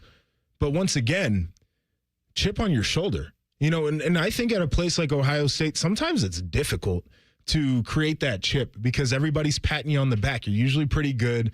One of the top teams year in and year out, right? Like, there's not a lot to really be upset about, to be fired up about. And they've had a whole offseason of listening to people say, well, that group was a big question mark at the end of the year. How much are they actually going to improve? That always seemed like something that Urban Meyer was the best at. Yeah. And maybe that's why a lot of people didn't like him, and it definitely didn't work at the NFL. But he seemed like a guy that could get you guys to always have that chip on your shoulder and always be competing. Did you, and I think there was, I can't remember who it was, but Urban basically made up these fake quotes from one of the national football analysts and had plastered them into people's lockers. So guys were all pissed off. And then whoever it was like doing a game, And dudes like really didn't want to talk to him. It was like, what's going on? He was like, oh, you said this. It was like, I never said that. Like Urban would go as far as to make up things so guys could get motivated. And the reality of the situation is sometimes you have to do that at Ohio State because there's not a lot to nitpick. All of this is real for these guys. Like they're battling people really saying things about them that they disagree with, and they have an opportunity to prove all those people wrong. I think one thing on the offensive line is interesting to me is who is the fifth guy going to be? I'm a guy who has been a big supporter of Josh Padilla, and I know he's had injuries that have kept him off the field, but he's a guy that I thought when he was in there at right guard last year when they put him in, he seemed to make a difference and solidify that offensive line in the second half of the Miami game. He's a guy I'm really hoping to see get a shot in there. I know Ian Moore also came in that game, and a lot of people are excited about him, and maybe that boots Phillip Daniels out of the rotation, or maybe it moves Austin Serveld to that right guard spot. But that fifth spot on the offensive line is going to be interesting. What's your one on the defensive side of the ball? So for me, it's really the defensive line. I'm a big believer in things start up front. In particular, right, you got a linebacker group that's going to be a little bit green, so you want that to be a clear picture for those guys. I think the secondary is going to be pretty good. But once again, like replacing Caleb Downs, I think there's probably going to be a bit of a learning curve for those guys too. And I look at the players up front, and in particular, Kenyatta has an opportunity here, and I feel like there's a level still that needs to click for him.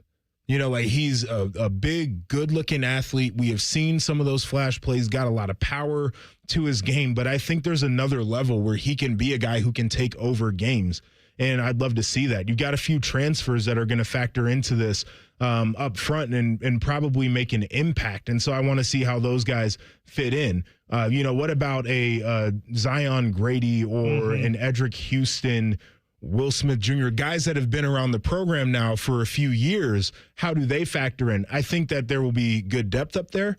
I think that some of the new faces certainly are going to make an impact. But to me, for that defense, I think they have to be great up front early so everything else can fall into line for them.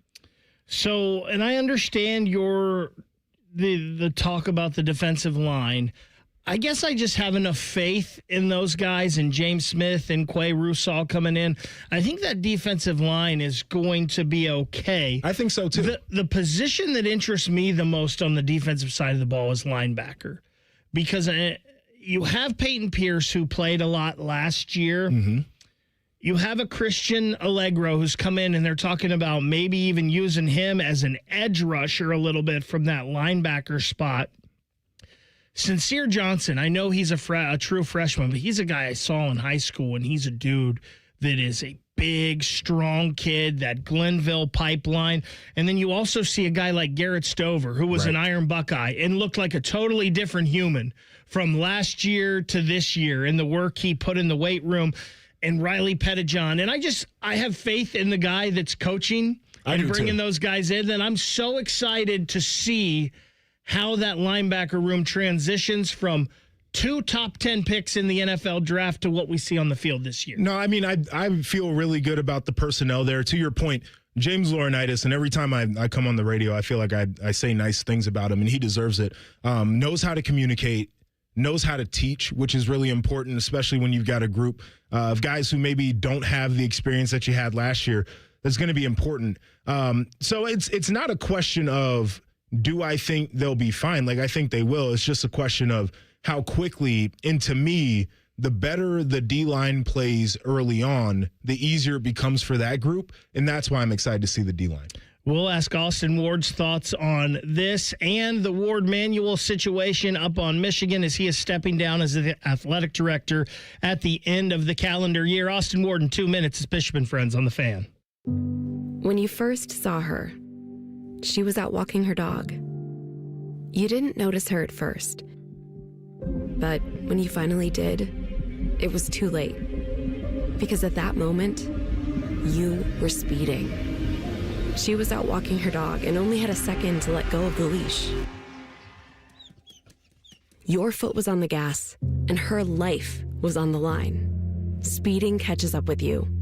Paid for by NHTSA. Ready to tackle those home projects? With a home equity loan from CME Federal Credit Union, you get an introductory 3.99% APR for 12 months to make those upgrades happen. From patios to paint jobs, your home's next chapter starts at CME. Visit CMEFCU.org to apply today. Common Man here for GoGermain.com. Are you in the market for a pre-owned vehicle? Yes? Stop what you're doing and check out GoGermain.com. They're having their biggest pre-owned sale of the year. Every single vehicle is on sale and comes with a 72-hour exchange policy plus a 3-month warranty. No one's going to sell you a car for less. They have over 4,600 cars to choose from with over 1,500 under $30K. So go for the biggest selection. Go for the lowest price. GoGermain.com. Tell them Common Man sent you. I'm Leslie from Pella Columbus. And I'm Wilson from that other window place. Sounds like you heard about our special sale right now, where qualifying installs are 40% off. Yep, it's why we're now offering 2 windows for the price of 1. Wait, what was that? That was the disclaimer. I can make up all kinds of things as long as there's a disclaimer at the end. I'm not sure that's right, Wilson. Sure it is. Listen, I can bench press 100 pounds. No, I can't. That's a lie. Get the windows that Columbus homeowners rated the leading window brand at PellaColumbus.com. Delaware County Veterans Services is ready to help you access VA benefits, emergency financial assistance, dental and medical grants, transportation, and more. Give Delaware County Veterans Services a call, 740-833-2010 to schedule an appointment. Bishop and Friends is sponsored by Diamond Seller, your true jeweler for almost 80 years. The Fan, Ohio's sports destination. He knows everything about the Buckeyes. He's been offered tens of dollars by a certain team to spill his secrets. He's told that certain team to go to hell. Damn you all to hell! He's Austin Ward. Sponsored by Wright Pat Credit Union. And he joins us on the Bryant Heating and Cooling Systems fan guest hotline every Monday morning at 10:30. And it seems like almost every Monday morning now, Austin, we're getting something dropping that we can talk to you about as we get the news that Ward Manuel will be stepping down as the athletic director of Michigan at the end of the calendar year. Just your initial thoughts on everything coming out this morning. Gosh, just absolutely shocked, Bake. I mean, who could have ever seen this coming last week when he was defending himself publicly and accepting interviews with every national outlet or radio station that would have him on in the midst of, I don't know, the Wall Street Journal, legal investigations, lawsuits, everything piling up. You know, the bill was coming due. We've talked about this several times that, you know, Ward Manuel's tenure at Michigan did produce some trophies, and he very much embraced the charge it to winning mantra by crossing lines and in some cases appearing to break laws, not just rules. So at some point, the bill was going to come due. Clearly, they were in the midst of all that. You don't have the level of reporting, national, locally, otherwise, that was going on around Ward Manuel's future if there's not actual smoke to that fire. I think it was probably long overdue. Some of the stuff that was happening with Sharon Morris specifically had been public knowledge in the college football industry for basically a year at this point, maybe even longer than that. So it needed to happen. It feels like he's probably getting a more graceful exit than he deserves, in my opinion, but that's not all that surprising given the way that athletic department and that university has handled its business recently. I mean, what do you make of that exit? Because we were talking about it, and that might be one of the most ridiculous things that we've seen. You have this athletic director who clearly was a part of the issue. Some of the issues were laid out this morning, and they're like, but we'll keep you around to the end of the year and also make you a special advisor on fixing the issues that you were a part of. Well, that's the part, JP, that makes no sense to me. If this person could fix the culture, he probably could have kept his job and done that. He's the one that appeared to be responsible. I can't say it wouldn't probably be fair to say he's the one that broke it, but he certainly, coaches say it all the time. You've heard this probably a million times, JP. You get what you emphasize. And following compliance laws, rules, regulations, that never seemed to be a hallmark of his leadership there. Not from the outside. I don't cover that program, but that's certainly the perception that was left by many, not just people that are were curious about what was happening in Columbus there. So I don't understand that. I don't think that there are many places that would fly, and I think that that's probably more representative of an overall sort of culture rot that has happened for a program that has tried to claim moral superiority in college athletics for decades, and it's becoming more clear with every single day that is not the way business is handled in Ann Arbor. What did you think, Austin, of the part of Michigan's released statement that says that this was not a athletic department-wide problem? This was just a small, isolated situation. Yeah, I think my laughter probably tells you how I feel about it. I mean, it's not just like it happened in one sport. It's not like it just happened with one coach. I think we all know and have all seen that. I don't even think that conversation, based on what some of the discussion is with the basketball program and Dusty May's exit, that all of this is, done with basketball, which, by the way, already had issues under Ward Manuel's leadership several years ago. So when you're talking about hockey, when you're talking about men's basketball, when you're talking about repeated violations in football, I mean, that to me is just a laughable PR spin that doesn't hold up to any kind of scrutiny whatsoever. All right, let's flip it over to talking about Ohio State. We've got training camp starting up here pretty shortly, and we were having the conversation earlier about the position groups that we're most excited to see. So if you had to pick one of any of the position groups that you're excited to watch, which would it be? I'm really excited just to get out there, JP, on day one and see if there is any change to that day one starting lineup and rotation. And by that, I think you all know that I'm talking about if Austin Serveld starts camp at right guard and Ian Moore begins camp at left tackle. I don't think that, I know that there's a perception. I don't fully agree with it. And you and I could, or all of us can debate it, and we have for the last 7 months. I think that the level of blame that has been passed on the offensive line is overblown.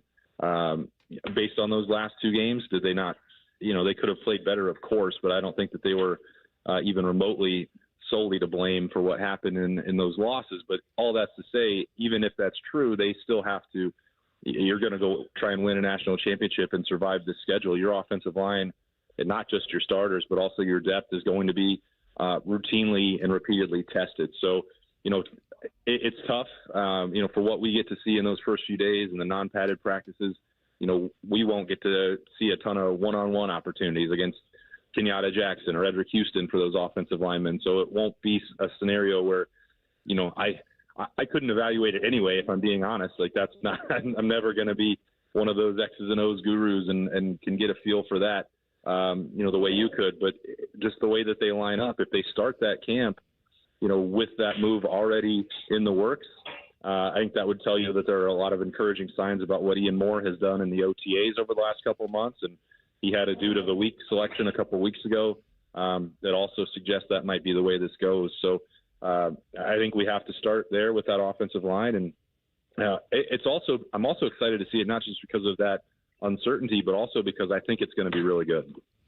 You talk about that spot on the offensive line that it seems like is up for grabs. Do you think there's going to be a position battle where we get a surprise winner or starter, or maybe a position where we already think we have one guy penciled in, but he ends up not being the guy? Yeah, I think that could potentially happen at defensive end, Bake.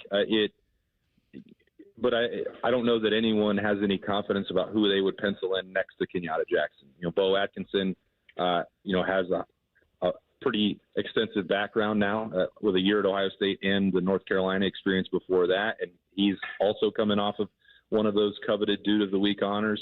I thought he had an awesome spring. I know there are people that are, skeptical of Ohio State relying on Bo Atkinson based on what he did a year ago.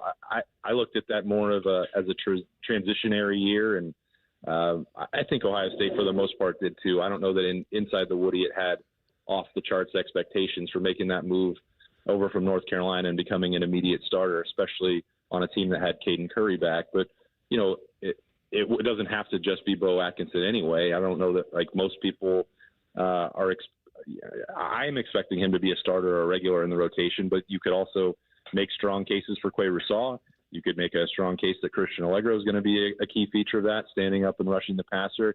You've got Zion Grady and Epi Satanale in year 2. That for one guy to emerge as the top guy opposite Kenyatta Jackson, I think that there could be a surprise in the works there. And honestly, even if that is Bo Atkinson, I think that would surprise some people. So I think you got to watch that position, because the same thing that I said about the offensive line is just as true on the defensive line. If they're going to win a national championship, you've got to be able to control the line of scrimmage. Looking at the wide receiver room, obviously the single best player in college football is Jeremiah Smith. But then you start to dig a little bit deeper after that. And maybe there are more depth questions than we've seen in the past. How are you feeling about the wide receiver depth this year? Yeah, I'm going to answer it both ways, JP. I think there's more playable depth than they've had in quite some time.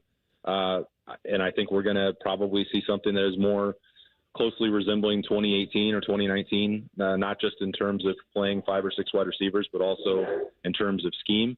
At least that's the way it looked in spring camp and the way the conversation has gone this summer.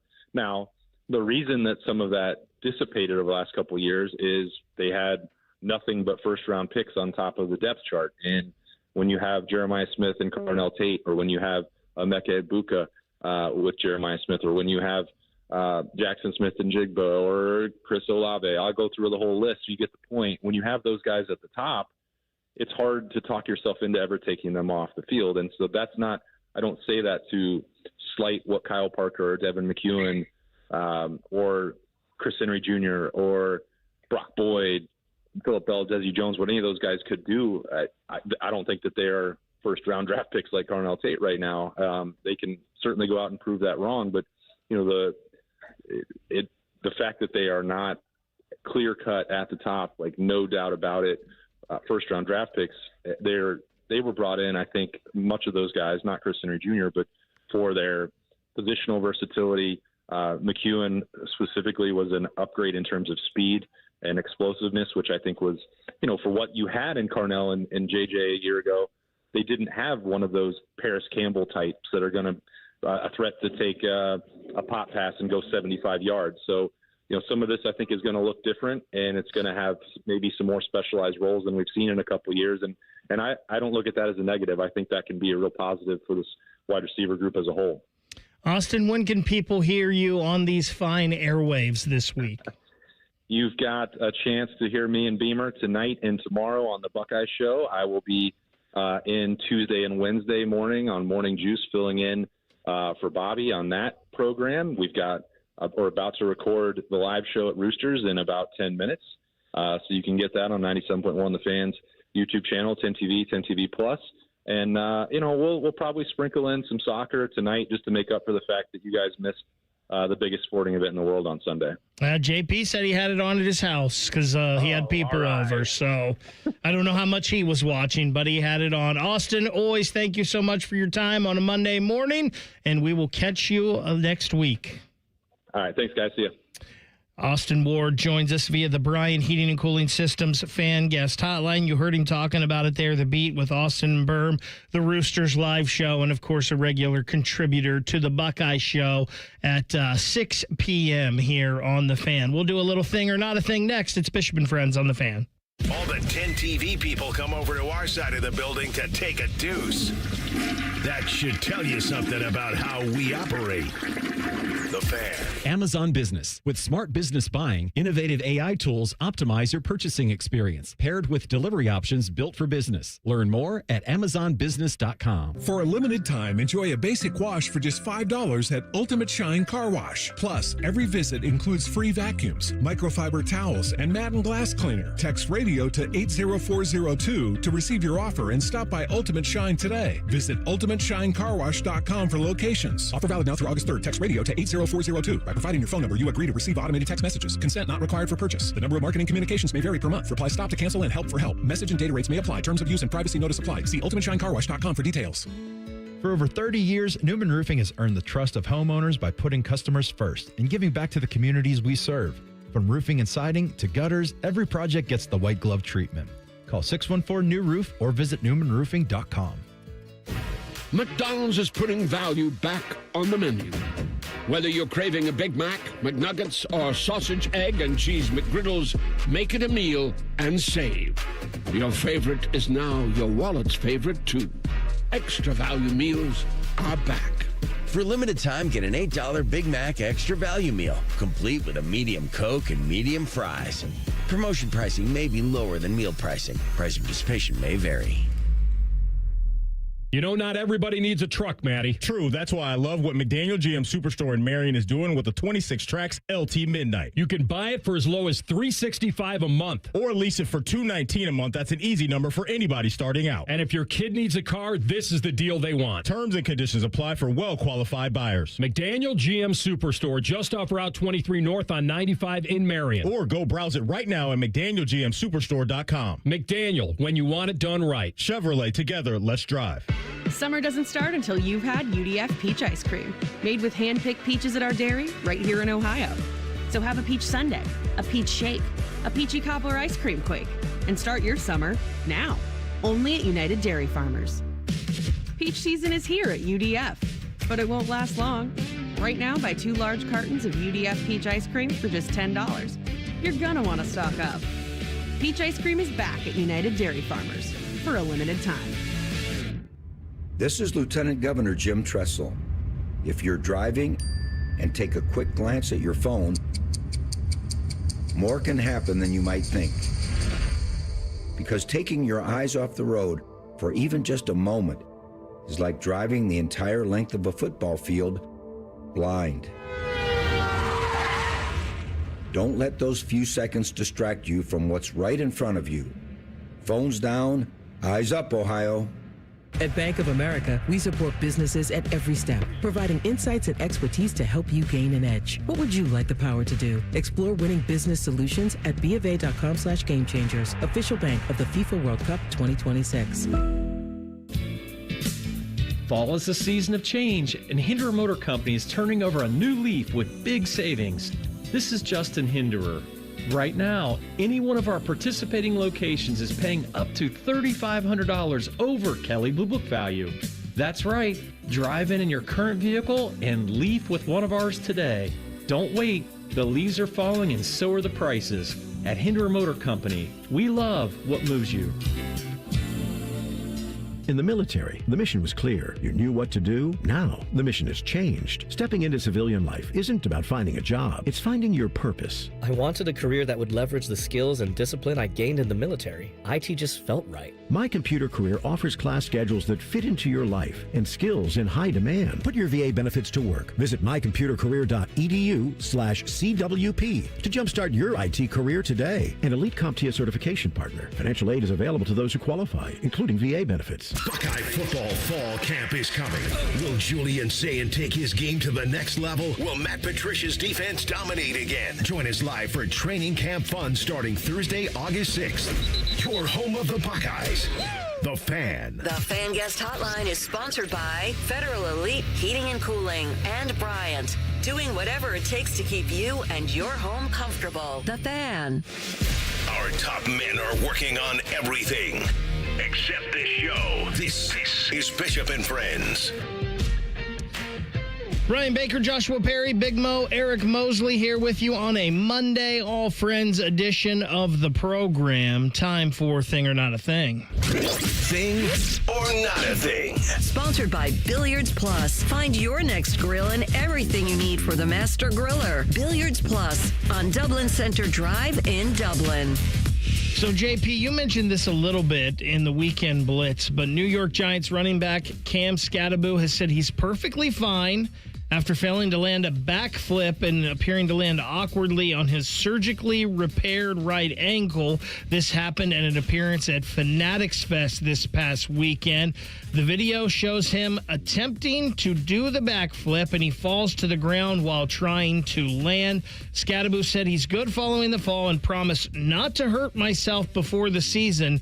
He blamed the botched flip on the bouncy floors. He was seen doing this at a celebrity softball game on May 3rd. New Giants coach John Harbaugh joked last month that he told Scadaboo no backflips at minicamp.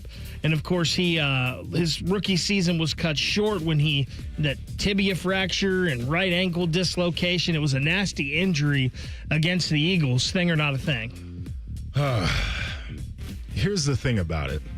The bouncy floors. That should help you, right? That's what we're getting to. The fact that you had to be told, hey, don't do that. You know, and John Harbaugh seems like a guy who probably isn't going to put up with a lot more of the weird things that happen. So I'm curious to see all of that. And you throw Jackson Dart in the mix, and he plays a reckless brand of quarterbacking. I think the guy is a little bit too much of a meathead, and that can be a problem. It's definitely a thing, and I say it mainly because he says he is perfectly fine. No, you're not. You are not perfectly fine because you keep doing this kind of stuff. And, you know, what's going to happen next is we saw him get into a pushing, shoving match at a WWE match. He's going to end up in the ring there.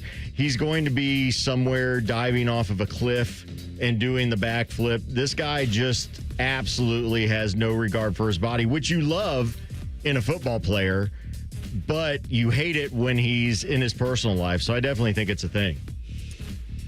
I think this is a thing, and I think it goes to, you mentioned it a little bit, Jackson Dart. Jackson Dart and Cam Scadaboo, they just seem like they would fit with Dan Campbell and the Detroit Lions right now, and John Dorsey and his vision of football guy. They seem like that. I feel like this Cam Scadaboo Jackson Dart thing is going to be really, really good or really, really bad, and there's going to be no in between. I feel like there's no gray area with this. These guys are just, football meatheads. It seems like tough dudes. Let's go. I don't care if I hurt myself type deal. And I think this is only one. Like, John Harbaugh helps with this, I believe, and maybe can control it a little bit. But this seems like an all or nothing thing with this combo. I don't know if it's controllable.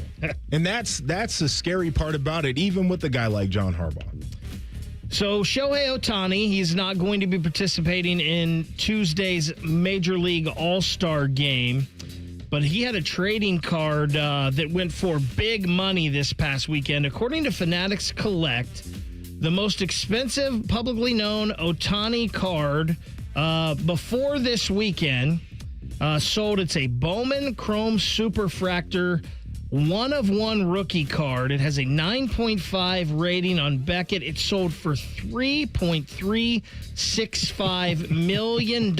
They said even versions of this card that are just normal versions, they sell for around $2,000. This broke the previous record of an Ohtani card that sold in December 2025.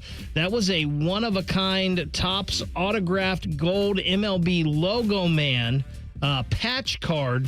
It sold for $3 million, so this topped it by about $365,000. Thing or not a thing? This is a thing. It's a crazy thing to me because, number one, like there was a point where people couldn't sell their trading cards, it felt like, for anything. Right? Like they just had these books of cards that were sitting in their basement or their garage, and they were just holding on to them, hoping one day they might be able to flip it for a little bit of money. And now we've got some of these cards that are going like this. But the other part of the thing, I was listening to a financial call-in show, and there was a guy who had an Ohtani rookie card that he was holding on to. And he was in dire financial straits. And he was like, yeah, but I've got this card that's worth $250,000 that would change my life tomorrow if I sold it. And it's crazy to think about how these cards are a lottery ticket for some people. That is absolutely insane to me. It is a thing because it's an investment opportunity. And my hat's off to whoever owned it. Good for you. I had tons of baseball cards growing up, complete packs.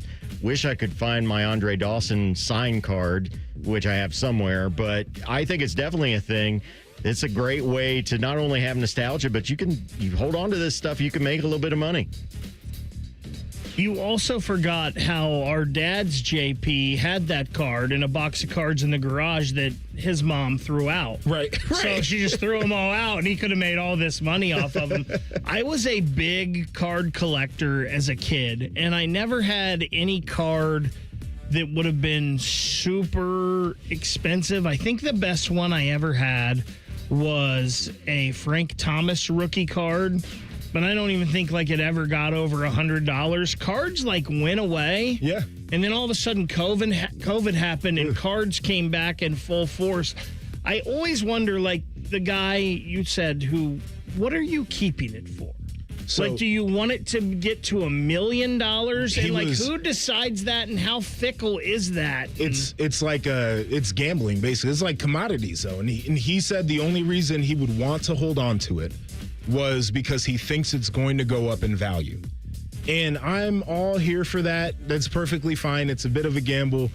You can do that if you have money. This guy called into the show and was like, I think I might have to declare bankruptcy. Oh, by the way, I have $250,000 in my pocket right now. I just won't sell the card yet. Crazy. Yeah, that's just dumb. Yeah, it's awful. I just couldn't. I could not imagine ever paying an exorbitant amount of money for a card, because who says what the value is? And that could drop all in the... It's so interesting. I think part of it is the cachet for these guys to say that they can buy them. I think part of it is the attachment. And for some guys, they're just serial collectors of things. Jim Irsay, he collected a whole bunch of things. He had this ridiculous collection of things when he died. And some people just love to collect things. Sure do. And, good for you if you have the $3.365 million to spend on a Shohei Ohtani rookie card. 20 most interesting takes us to South Florida. The Bulls, Brian Hartline. What's their outlook for the season coming up? We get into that next. It's Bishop and Friends on The Fan. If you miss a live show, you can catch the podcast. If you miss the podcast, our hosts have volunteered to have dinner with you.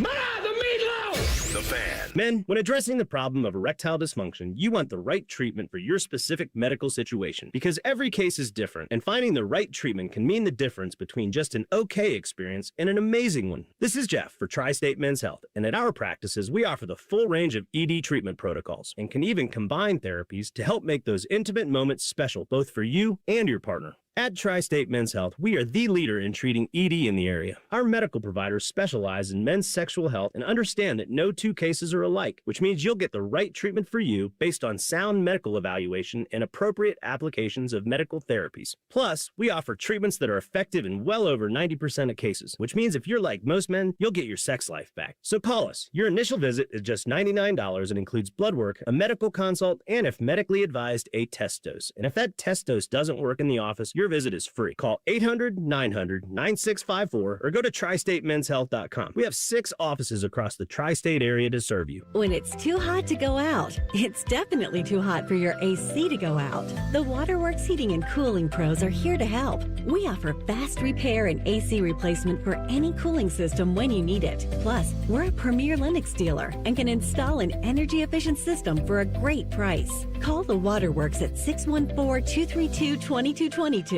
or visit us online at thewaterworks.com. The Waterworks. Better care, better value, better results. Jake from State Farm. I just beat my running PR, so I'm celebrating with the Banana Bonanza smoothie. Hey, and you can keep celebrating when you create an affordable price just for you by bundling your home and auto with the State Farm Personal Price Plan. Go bananas. I will. Hey, make it a large. Bundling. Just another way to save with the Personal Price Plan.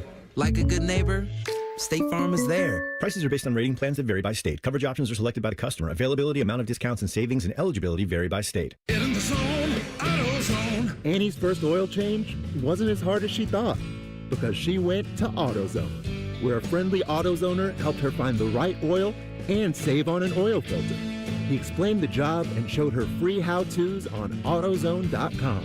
When she was done, AutoZone recycled her old oil for free. Get a free oil filter and more during the Celebrate Free event at AutoZone, now through July 27th. Get in the zone, AutoZone. AutoZone. Restrictions apply. How many of you have had your garage floor done? I'll wait for the answer. That's enough. How many of you think it looks like crap? That's because it is crap. One quick call to Comer & Cross Concrete Floor Coatings at 1-800-NEW-FLOOR, and they can install a gleaming new Comer & Cross garage floor in one day. A Comer & Cross garage floor is the gold standard. It's like pulling into a new car showroom every night. And here's the best part. It is guaranteed your garage floor will never chip, crack, or show tire lift like epoxy or paint ever. And listen, you lazy bum, they'll even take the stuff out of the garage for you. They're all certified uniform pros. No subcontractors at Comer & Cross. This is a premier product with premier results, and they hired a premier endorser to tell you about it. For your quick and easy Comer & Cross garage floor quote, call 1-800-NEW-FLOOR now. That's 1-800-NEW-FLOOR, or go to comercross.com, C-O-M-E-R cross.com. Common Man here for GoGermain.com. Are you in the market for a pre-owned vehicle? Yes? Stop what you're doing and check out GoGermain.com. They're having their biggest pre-owned sale of the year. Every single vehicle is on sale and comes with a 72-hour exchange policy plus a 3-month warranty. No one's going to sell you a car for less. They have over 4,600 cars to choose from with over 1,500 under $30K. So go for the biggest selection. Go for the lowest price. GoGermain.com. Tell them Common Man sent you. This is Gordon Miller for Miller Lending, the original home of the no-cost mortgage. As a third-generation family-owned business, I learned early on the importance of relationships and always looking out for the best interest of the consumer. So back in 1987, I witnessed firsthand how closing costs worked and did not like what I saw. Averaging upwards of $15,000, the cost of refinancing was so high, it prevented borrowers from lowering their payment, while the cash to close on a purchase was doubled. That's insane. So 39 years ago, I developed a loan option without any cost at all. Instead of using your money, we used the lender's money. The result? A zero closing cost mortgage. Fast forward to today, and we've now saved consumers over $500 million in needless fees. So before you hand your money over to your lender, call Miller Lending and see why a no-cost loan is right for you. 877-9-NO-COST, or simply apply online at nocostmortgage.com. Miller Lending is an equal housing lender and MLS number 250-2146. Broadcasting live from the McDaniel GM Superstore Studios. Driving excellence since 1916. Chevrolet. Together, let's drive. WBNS HD1 Columbus. Good morning. I'm Ryan Baker. Michigan announced this morning that Athletic Director Ward Manuel will be stepping down at the end of the calendar year. This comes on the heels of a third-party investigation into Sharon Moore released their findings. The university also said that Manuel will become a special advisor to the university president. Spain won the World Cup. Ferran Torres scored in the 106th minute of full time. They beat Argentina 1-0. Their defense was brilliant through the 8 games of the tournament as they allowed just one goal. Ryan Fox won the British Open yesterday, shooting 10 under par, bordering the final hole. It's the first major championship for the 39-year-old from New Zealand. The Reds beat the Rockies 9-6. The Guardians fall to the Pirates 7-1. This one's sponsored by Ramos Roofing. Request your free roof or exterior assessment today at ramosroofingohio.com. Ramos Roofing, reliable, local, and built right. The show that understands the importance of a situational beverage. You're listening to Bishop and Friends. Final hour of the program on a Monday. It's an all friends edition of the program. I'm Ryan Baker. He is Joshua Perry. Big Mo, Eric Mosley on the other side of the glass. The big news of the morning this morning, Michigan Athletic Director Ward Manuel will be stepping down at the end of the year. It sounds like from all of the reporting, he was going to just step down and be out as athletic director, but interim president Grasso asked him to stay on through the end of the year. And then this mess that's happened under Ward Manuel's watch, he's going to become a special advisor and try to help clean it up. Of course. Why not? Just finish the job right. You know, that's where we're at with this whole thing. We've also got SEC Media Days going on this morning. Greg Sankey with some comments saying the talks of the SEC breaking off on their own are real. That SEC games averaged 80,000 fans last year, the most in the history of any sports league. And we've also got coaches complaining about 9 games they haven't even played yet in conference. So the whole, is the is it real that you guys are thinking about breaking off? Why would they ever say it's not? Like, if their whole goal is to break off, they tell the truth, yeah, we're going to do it. And if their whole goal is to bluff, then they're going to be like, yeah, we're going to do it. Like, I feel like I get why people have to ask those questions, but I don't know what answer you're necessarily looking for when you ask that. I guess you just want to hear something, but you're right. You lose all your leverage if you say, oh, no, we're not doing that or whatnot. So it's very interesting. Big Ten Media Days will get underway next week. They're July 20th. Or 28th through the 30th over in Chicago, SEC Media Days. Down in Tampa, Media Days happening means that we are getting closer to the season, and that means we get into our 20 most interesting programs. Today, it's the South Florida Bulls. Conferences will expand the playoffs, but will never, ever expand our interests. Bishop and Friends present the 20 most interesting programs. And I think this one is pretty explanatory, JP, why South Florida are on our 20 most interesting programs. And they are interesting to us because their head coach is now a Buckeye, former wide receivers coach and offensive coordinator here at Ohio State. Brian Hartline is headed to South Florida to become the head coach of the Bulls this year. And I think this is a perfect spot for Coach Hartline, and I don't know if it's going to work right away because you've had a ton of transition here with this team. You lose 33 players to the transfer portal. You bring 44 in through the transfer portal. So there's obviously going to be a lot of turnover here. Mm-hmm. But the one thing we know about Brian Hartline is he can recruit wide receivers. Yeah. Now, can he recruit or can he find the right coaches to recruit players at other positions? Well, Brian Hartline's a cool cat. He's someone that these kids can relate to. This guy played in the National Football League. He wears the nice clothes. He's in shape. He drives the nice cars. And he knows about relationships. I think this is a great spot for Brian Hartline. I mean, this used to be the path, right? Like you were a rising star of a coach, and you would get a job at a group of 5 school where you felt like you could build a program and you could win and you could shine before you got the major job. Anymore, it feels like guys are becoming celebrity coordinators or celebrity coaches, and so they're getting the big job right away. So I think from the standpoint of being able to cut your teeth a little bit in a place where people aren't going to be hyper-focused on some of the early mistakes you're likely to make, and some of the ugly moments that you have as a young coach who's doing the job for the first time. I like it. And the other thing I really like is the idea that even the guys who are maybe 3 stars, the guys who are maybe underrated down in the state of Florida, bunch of good ones. And if you're the developer that we saw here at Ohio State when it came to wide receivers, if you can do that across your football team, you start to build something that's a little bit dangerous. One of those group of 5 teams that the big boys don't want to schedule. I think that he certainly can accomplish that down there at South Florida.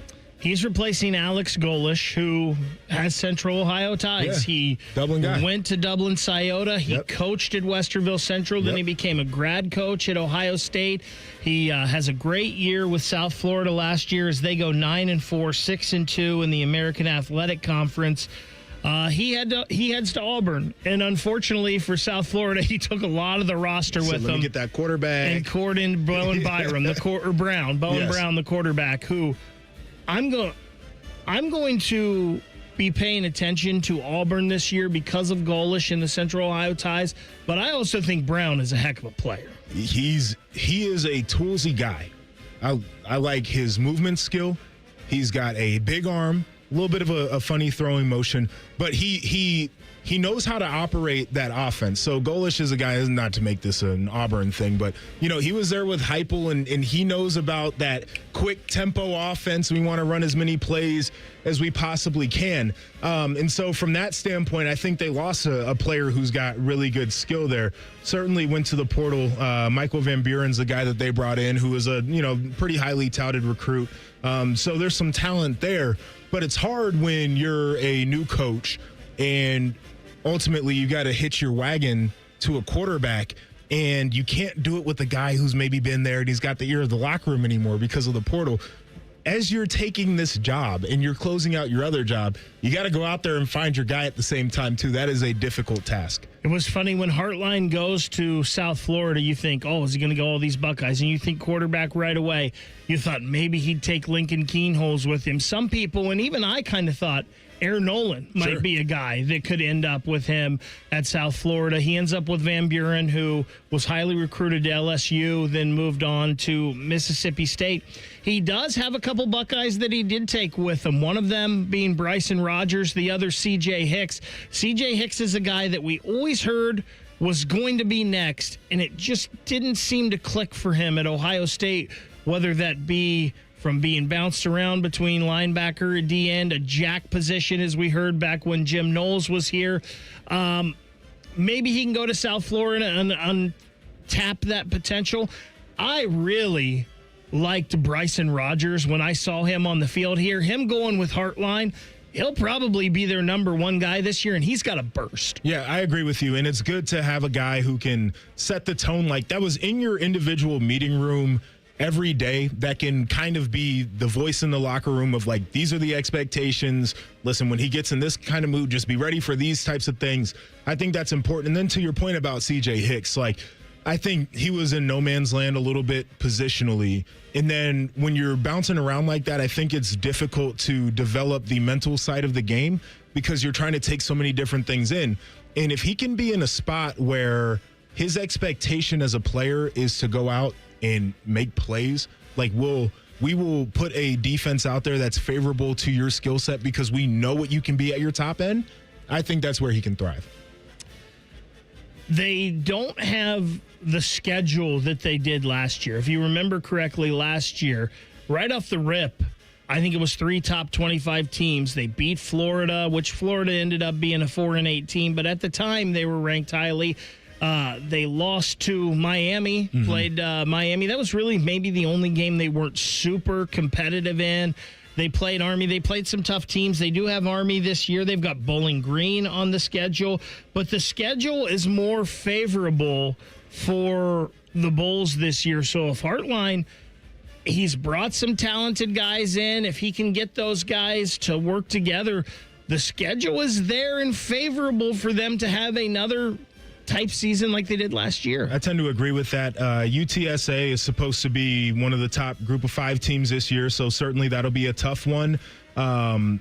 Tulane in Memphis as well will probably be the game. Speaking of Aaron Nolan, Memphis. Yes, that they'll circle, but you start to look at the rest of it, to your point, like they can build some momentum through this schedule, particularly the early parts. Like Army's going to be a tough one early on, but they can start to build some momentum otherwise. The recruiting class ranked 90th according to 24/7 Sports. Their transfer portal rating, though, 58th. They did, again, mention bring in 44 players out of the portal. That combined ranking is 82nd. You'd have to think giving Hartline a full offseason, though, with USF. That'll go up here in the years to come. We will hit the categories with South Florida next. It's Bishop and Friends on The Fan. If you consider yourself a Buckeye fan, you've come to the right place. This is your heritage sports talker and home of Ohio State Athletics, The Fan, Ohio's sports destination. The Diamonds Direct 30th Anniversary Sale is happening now. Shop through July 26th for up to 30% off select styles and 15% virtually the entire showroom. Visit diamondsdirect.com. There's this thing repair people do nowadays. Mapo's Plumbing. Sure, we do have a dispatch fee. It's $1 zillion.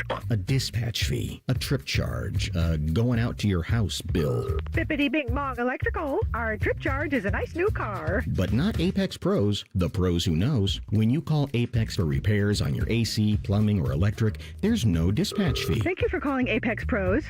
Why would we? Kinda silly to ask for money before we do anything, isn't it? We give you an upfront price only after we know what's really going on. We think it's the right thing to do, instead of Slappy's AC, electric, plumbing, dry cleaning, haberdashery, and chiropractic. Of course we charge to come out. $1 kajillion, 3 diamond rings, and 2 exotic pets. Apex Pros. Never a dispatch fee. Examples of competitive rates may have been slightly exaggerated. Columbus loves Apex Pros. The pros who knows. ApexPros.com. Hey, this is D. Miller. Declare your independence from low testosterone at Low T Center. Start with the free T-test. Stay on the treatment for 90 days and receive $250 back. It's the Low T Center 250 for 250 offer. Book your free T-test at fixedbylowt.com. Summer is here, and there's no better time to upgrade your ride than at Germain Toyota of Columbus. Whether you're towing the boat, heading to the lake, or planning the ultimate family road trip, now's the time to save. Get $299 APR financing for up to 72 months on the 2026 Toyota Tundra, or lease the 2026 Camry LE for just $319 a month for 36 months and $399 due at signing and 10,000 miles per year. Make this your summer adventure with the team at Germain Toyota of Columbus, conveniently located at the corner of I-70 and Bryce Road, or shop anytime at GermainToyota.net. Germain Toyota of Columbus, where summer savings are in full swing. Newman Roofing is proud to sponsor the Fan and 10 TV's Beat the Heat fan drive. Help Ohio's most vulnerable residents deal with the extreme heat this summer. Purchase new box fans and take them to the nearest Franklin County fire station or buy online. For more information, visit 10tv.com/beattheheat or lifecarealliance.org. Hey, what's up? It's T-Bone. Tired of snoring? Sleep Better Columbus can help with a custom mouthpiece that opens your airway and stops the snoring. No mask, no noise. Call 1-800-MORE-SLEEP or visit sleepbettercolumbus.com today. Stop snoring, sleep better, live better. It's child's play to donate your car, truck, RV, or boat to Ronald McDonald House Charities of Central Ohio. They'll pick it up free of charge, steer you through the paperwork, and a hefty tax deduction rolls your way as you help provide a home away from home for families of seriously ill hospitalized children. For more information about donating your vehicle to Ronald McDonald House Charities, visit rmhc-centralohio.org or call 614-CARS-HELP. That's 614-CARS-HELP. Now is a great time to schedule a back-to-school dental appointment. Dr. Kyle Bogan, president of the Ohio Dental Association, is here to tell us more. Your child's teeth and gums need the right food, nutrition, and vitamins to grow strong and stay healthy. Help them maintain good oral health by brushing every morning and night, flossing, visiting the dentist twice a year, and developing good eating habits. As kids head back to school, it's important to know that foods and drinks high in sugar, acidity, and other cavity-promoting substances are often low in nutritional value and have the potential to create plaque capable of damaging tooth enamel. A back-to-school dental appointment can diagnose any potential problems and improve your child's oral health. Ohio Dental Association member dentists are located throughout the state, are dedicated to providing the highest quality dental care, are bound by the highest ethical standards, and obtain superior ongoing education and training. Ask if your dentist is a member of the Ohio Dental Association so you know you're being treated by the very best. To find an ODA dentist in your area, visit ODA.org. The Fan has a secret radio station. It's called The Fan 2. You can listen to the Bob and Tom Show, Jim Rome, and Buckeye stuff. Why do they pay me big money to whisper? The Fan 2 is on the Fan's HD2 channel and streaming on the Fan app. You're welcome. Fan weather. From the Logan AC and Heat Services Weather Center. A lot of sunshine for the morning hours with a few more clouds drifting overhead during the afternoon. There'll be some patches of haze from the wildfire smoke as well, but not as bad as what we had at the end of last week. Highs today reached the mid-80s. For tomorrow, occasional rain and thunderstorms are likely. Few of those could be strong to severe in the afternoon with highs in the mid-80s. For The Fan, I'm 10 Weather Impact meteorologist Justin Gertz. Miss a little, miss a lot. Catch Bishop and Friends wherever you get your podcasts. It's free. Sponsored by Atlas Butler Heating, Cooling, and Plumbing. The Fan. The best hair on the air. You are listening to Bishop and Friends. 20 most interesting. We hit the categories for the South Florida Bulls.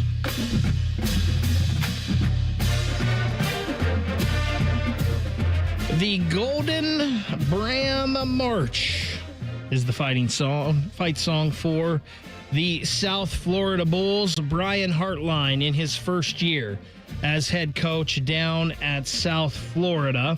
We hit the categories and we started 20 most interesting last week when I was out of town. So this is my first time seeing some of the new categories, although they're still kind of similar. The College Football 2026 adaptable grade. What is the grade that the USF Bulls have done in NIL and portaling? All right, so I think it's I got to grade this on a curve because we're year one with Brian Hartline.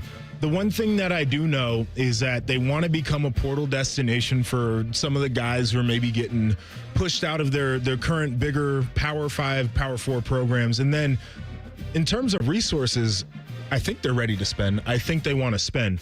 So kind of putting that on a curve, I would say a B-. Like, I think they know where they fit. They know what the infrastructure is. I'm just not sure their ability to get it done quite yet. I think that I'm right in that B range. I'm going to trend towards a B+, and a lot of the same reasons. They're getting ready to build a brand new stadium. Yep. So there's a lot of things. They've really committed to putting money into this program. I think that's going to help them, not just with new facilities, but the transfer portal, bringing in players. And they want to give Hartline the best chance possible, knowing the kind of recruiter he is. So I think they've put it in place. But until we actually see it happen, we can't give them an A.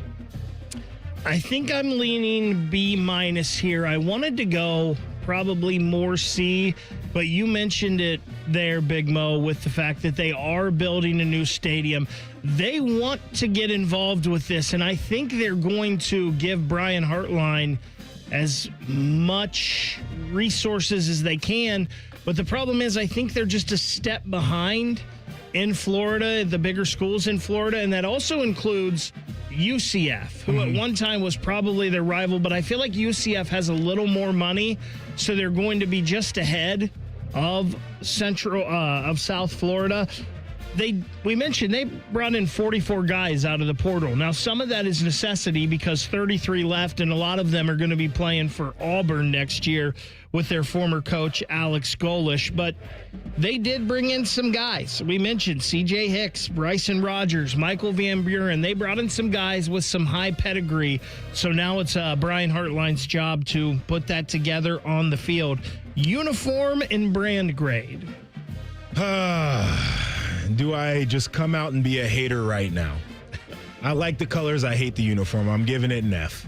The gold helmet, I'm here for. I like the Bull logo. I cannot stand the way the jerseys look. I don't like it with the South Florida spelled out on the front. I don't like the font of the number. I don't like some of the alternate uniform combinations. I'm giving it an F. That's where I'm at. Okay, so I have to go higher than you, JP. I'm a big fan of the green and white and the gold. I like all that. I do think I would put it at a C because if I'm looking at the uniform and the brand, I don't think there's a brand yet. Right. There's just not a brand. Uniform, I think the gold helmets will always pop. And I think that is something that they can work behind, but can't give it above a C just because there is no brand. So I love the little design of the bull on the side of the helmet. I don't love the gold. I actually think just their white and green looks better, but they're not great. The colors aren't great here. And as you mentioned, I don't know how much of a brand they have. I think the brand is starting to come with Alex Golish, and if Brian Hartline can have some success in recruiting. So I think the brand's on the way. I can't go F, but I think I'm going a D here for South Florida. Historical player that you would pick for this USF team. All right, so I had to do a little research here. Jason Pierre-Paul played at South Florida. When he had all 10 digits. That is correct. Feels like a guy that you would want to be able to drop into your locker room, kind of be a tone setter. You know, C.J. Hicks, maybe they could be a bookend kind of deal there, but that's the kind of player that can, in some of those games where you might have questions, knock out a quarterback, and then next thing you know, you're feeling pretty good. So I'm going with another first-round pick, Mike Jenkins. He was a defensive back, so not Mike Jenkins from Ohio State, no. But was a defensive back and drafted in the first round by the Cowboys. It wasn't too bad, but it's hard with this team. There's not a ton of players that really stood out to me, but that's where I'm going. So it's interesting for the reasons that you guys just talked about. This made this easy for me. I would take the quarterback that just left him, and that's Byron Brown. I would take Byron Brown, give him Brian Hartline offense and a Brian Hartline with some of the receivers that he's going to bring in and how he'll coach these receivers. Give me the quarterback, and the best quarterback I think in their history is probably the guy that was just there and left for Auburn. Would they get an official visit from Vince Howard? So I've never seen Friday Night Lights. Maybe that's a faux pas here, so I had to do a little research on this. Dual threat guy, maybe wasn't as highly ranked, but apparently out-dueled a very highly ranked quarterback. Like, depends on what point we're talking here. But yeah, I mean, I think this might have been the kind of guy where you like push as hard as you can to get him on campus and then see what happens from there. I think Vince Howard fits the mold of what Brian Hartline wants. I think the thought that you could run the ball a little bit, but also play action, throw it deep. You know that Hartline's probably going to be developing some wide receivers. So I think he definitely visits. I think this is probably about a B-, and it's only this high because Brian Hartline, I believe, is such a good recruiter, and I think Brian Hartline would be able to get him there. Also, who doesn't want to live in South Florida? Sure. Well, me and you, JP, maybe not, because it's a little hot for us. A lot of people want to be there. They have air conditioning. They do. So this would probably be like a C- or D+, but the Brian Hartline factor, I think, is big, so I will give it a B-. Sliding door moment for this USF program. So this is it's a tough one. This is a program that's only been around since 97, right? So like I've been around longer than this program. It feels like right now might be it. Right? They're pushing for building the new stadium on campus, which is huge. I think they realize that if they can generate some NIL and they can become maybe a portal destination for players that can elevate their profile. And they've had legitimate talks about trying to rise to the Power Four. I'm not sure who would want to take them. I'm not sure how much they want to do it, just based off of the way that people are talking. Like, it's going to be a little bit difficult. But this, to me, feels like it might be the moment for them as opposed to a period in the past. I think I go just before that. Alex Golesh, what he did there, to put them a little bit more on the national spectrum. The fact that there's people out there, different pundits and whatnot, talking about, is South Florida one of those teams that might be able to get into a Power 5 eventually? I think that started with Golesh. I don't think that the talk is really at a fever pitch, but I think Hartline's able to maybe take it to that next level. So I think just the end of last season would have been that sliding door moment. JP, I'm with you. I think the sliding door moment for this USF program is these next 2 years. Alex Golesh started something here. Can Brian Hartline continue that at least, or possibly take it to the next level? So I think the sliding door moment for this program is this year and next year, and how this start, because 2 years ago, Brian Hartline wasn't leaving Ohio State for South Florida. So Alex Golesh, you mentioned, he did start something here. I think it's these next 2 years with Brian Hartline, because if Brian Hartline does continue this, in 2 years, he's probably gone. Yeah.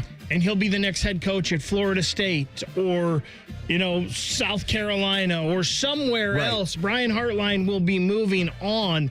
So these next 2 years, I think, are super critical with, as you mentioned, Eric, can they jump into a Power 4 program and be one of these teams that's really on the rise? We'll get some more insight into the South Florida program. The radio voice of the Bulls, Jim Lighthall, joins us in 2 minutes. It's Bishop and Friends on The Fan. Berm, we're a couple weeks from training camp, which means every freshman looks like a future All-American. Every position battle has 6 winners, and everybody is supposedly in the best shape of his life. July, the undefeated season of optimism. I understand why the players are excited. Camp means the waiting is over. You get the plan, your reps, your coaches, and finally find out what all that work can become. Honestly, that's what starting Awaken 180 felt like for me, minus the dorm room and somebody blowing a whistle at 6 in the morning. You stop talking about what you're going to do and start seeing results. I lost 40 pounds in 7 weeks, and the inflammation and psoriatic arthritis pain in my knees and other joints dropped dramatically. I lost 50, then another 5 in maintenance, all med-free. And when you reach your goal, the entire staff doesn't suddenly transfer. Free support for life, the backbone of the Awaken 180 program. Have questions? Ask them. Type Awaken 180 in your phone and simply click to call. Simple, just like losing weight with Awaken 180. Great Lakes Hyundai, the savings are so good. Get 0% financing for 60 months on new 2026 Tucsons and Santa Fe's. Plus, make no payment for 90 days. Columbus or Dublin or glexhyundai.com. With Proof Credit, not all will qualify. End date 3. Thank you for calling 1-800-GOT-JUNK. We make room for possibilities. We've loaded the moving van and we're leaving a ton of stuff at our old address. Can you make it disappear? All you have to do is point. Can you come right now? We're on our way. We make space for hope. We make space for dreams. We make space for what matters. We are 1-800-GOT-JUNK. Let us make room for your possibilities. We can make your house happier. And your future brighter. Call 1-800-GOT-JUNK. Or visit 1-800-GOTJUNK.com. Hey, it's Austin Ward. Listen to The Beat with Austin and Byrne, now powered by the Waterworks and Header Heating, Cooling, and Plumbing. Get the latest Buckeye news, insights, and unbeatable analysis every day. Don't miss a moment. Stream The Beat with Austin and Byrne, sponsored by the Waterworks and Header Heating, Cooling, and Plumbing.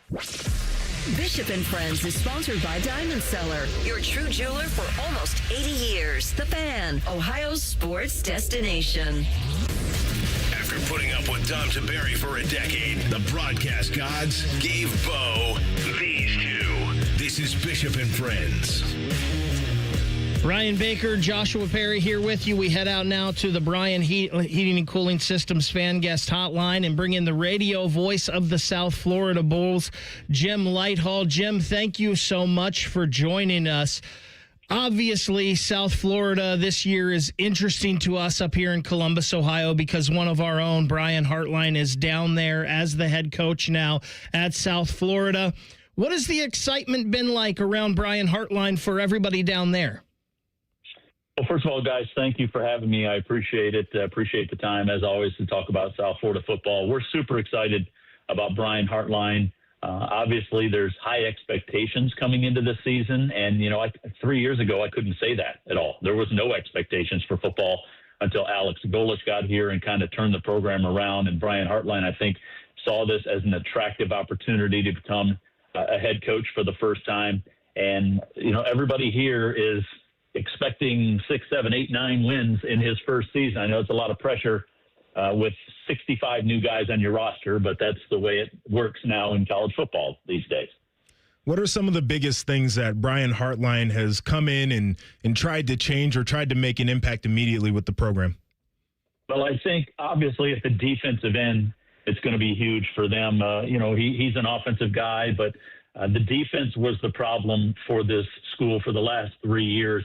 The first year under Golesh, they were in the bottom 5 in the country defensively, then moved up to maybe the bottom 15. And then last year, they were about middle of the pack. But still, when you're scoring 40, 45 points a game and you're giving up 35 points a game, that's still a problem. So he brought in Josh Aldridge, who was the defensive coordinator at East Carolina, really good there, turned people over at a very high rate. And I think maybe more than anything, that might be what's exciting for this program is to get some stops, which we didn't do for the last 3 years. Now, on the other hand, I don't think he's going to bring in this high-octane offense that Golesh had either, and you get kind of spoiled rolling up 500, 600 yards of offense every single time. But listen, I don't think anybody really cares how you get there. Just get us to 9 wins or 10 wins. You talked about you couldn't say that 3 years ago with the South Florida football program, and you mentioned Alex Golesh, another guy with Central Ohio ties who has moved on to Auburn. What was Alex Golesh able to do at South Florida that other people couldn't get done? Well, first of all, let me say this. There were no expectations because this football program was irrelevant. And to me, you can be bad year after year, but you can't be irrelevant. And that's exactly what this program had turned into. I know we're a young school. This is only the 30th year of football, but we had a very, very good tradition here. A lot of wins, a lot of big wins over big schools. But this program fell into the point where it was, not relevant anymore. So what Alex Golesh did is, number one, he came in here and he took a look at the strength and conditioning setup and said, they're not tough enough, they're not strong enough, they're not fast enough, which means they can't compete at any level. We were losing to FCS teams at one point with USF. So Golish did that. He changed the culture. And I think Brian Hartline, with Brian Hartline, you get proof of purchase. I mean, he's going to show receipts of getting guys to the NFL, getting his team to the college football playoff. That's all you have to show these kids is I can get you to the level that you want to be at. So when you look around the roster, and you mentioned the defense needing to improve, but what would be some of the biggest questions roster-wise as they come into the season? Well, I think defensive back was huge because in the American guys, we are seeing every single Saturday, we're seeing 4 wide receivers, 5 wide receivers, spread offenses. There's not much in the running attack outside of Army and Navy. Everybody's throwing the ball all over the yard, and the defensive backfield was just getting shredded. I mean, they couldn't stop anybody. And honestly, you guys know this, it kind of starts up front. If you're not getting pressure up front, it puts so much pressure on the backside of your defense, and they weren't getting any sacks. They haven't gotten any sacks for the last 3 years. Now, I will say this, they turned people over at a very high rate last year and the year before that. So you get some of those turnovers, you get short fields, and with that offense, they were able to score rather easily. But if you faced a team that didn't turn the ball over, and now all of a sudden they're throwing the ball, or you face a Navy team that's going to run it 60, 65, 70 times at you, and you don't have big bodies up front, Hartline has brought in those transfers. He's brought in big defensive tackles to clog the middle to stop Army and Navy, and then he's brought in an entirely new defensive backfield to shut down the rest of the league. Speaking with South Florida, the radio voice of the Bulls, Jim Lighthall on the Bryan Heating and Cooling Systems fan guest hotline. Jim, the team you're going to be calling this year is going to look vastly different from the team you had last year. As 33 guys left in the transfer portal, 44 guys came in. Of the new guys that you've kind of seen throughout spring ball and maybe a little bit into the summer, who is a guy or two that's kind of caught your eye and attention? Well, obviously, we'll start at the quarterback position. It's the most important position. We lost a really good one in Byron Brown, but Michael Van Buren has started games at LSU. He's going to fight with Luke Kromenhoek, who has started games at Florida State and also Mississippi State. I think Van Buren will go into the fall as the leader there. I like both of these guys. Van Buren is a little bit more mobile, but Kromenhoek really looks good coming off the bus with that quarterback size. Those two. I like Bryson Rogers, a guy that you guys are very familiar with that came from Ohio State. He was a big-time prospect when he came out of Tampa, a 4-star kid. They really need some help at the wide receiver position. Him and Armand Branch from Purdue are two guys that came in here as transfers. And I think up front on the offensive side, Michael Wooten from Arizona and Caleb Cook is a name that they really like on the offensive line. He was at Georgia Southern. He was an all-league player. And they've got to rebuild 3 of those spots on the offensive line. The offensive line was really good last year. They kept Byron Brown upright. They ran the football very well. So they're having to replace those guys. And then on the defensive side, up front, another Ohio State guy, C.J. Hicks, former 5-star guy. And listen, I don't know a lot about C.J. Hicks. I can read his press clippings. I can read his bio. I don't know if he just didn't get the opportunity at Ohio State, or he's stuck behind guys that are just better than him, or can C.J. Hicks just not play? I mean, we'll find out all that stuff this year. He's going to be a guy that they're counting on. And then Asante Redwood is a big defensive tackle out of West Virginia that they really like. Are there any guys who stuck around that are going to be major contributors for this team, or is it going to be basically, recruits and transfers this year? No, that's a good question. And there's a few guys that are still around. One of those is on the offensive line. Thomas Schrader is a preseason all-conference pick. There's a running back by the name of Alvon Isaac. This is a kid out of Gainesville that really wanted to play at Florida. Florida wasn't very interested in him, and then he made huge plays in the game in the swamp last year to beat them and kind of had them rethinking their recruiting strategy. But he's back as a running back. Also, there's a wide receiver by the name of Media Rubin. This guy is a former wide receiver at Stanford, really came on in the last half of the year last year. Big body, fast, breaks tackles. So they have some guys. There's not a lot on the defensive side. There's only one starter back on the defensive side, so it's going to be mostly transfers, and I'm sure some freshmen are going to get some shots as well.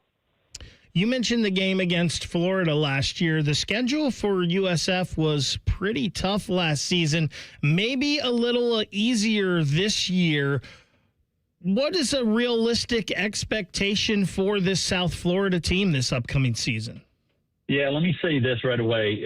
Going back for 30 years, this school has played anyone, anywhere. Didn't matter. They kind of subscribed to that Bobby Bowden strategy in the late 70s.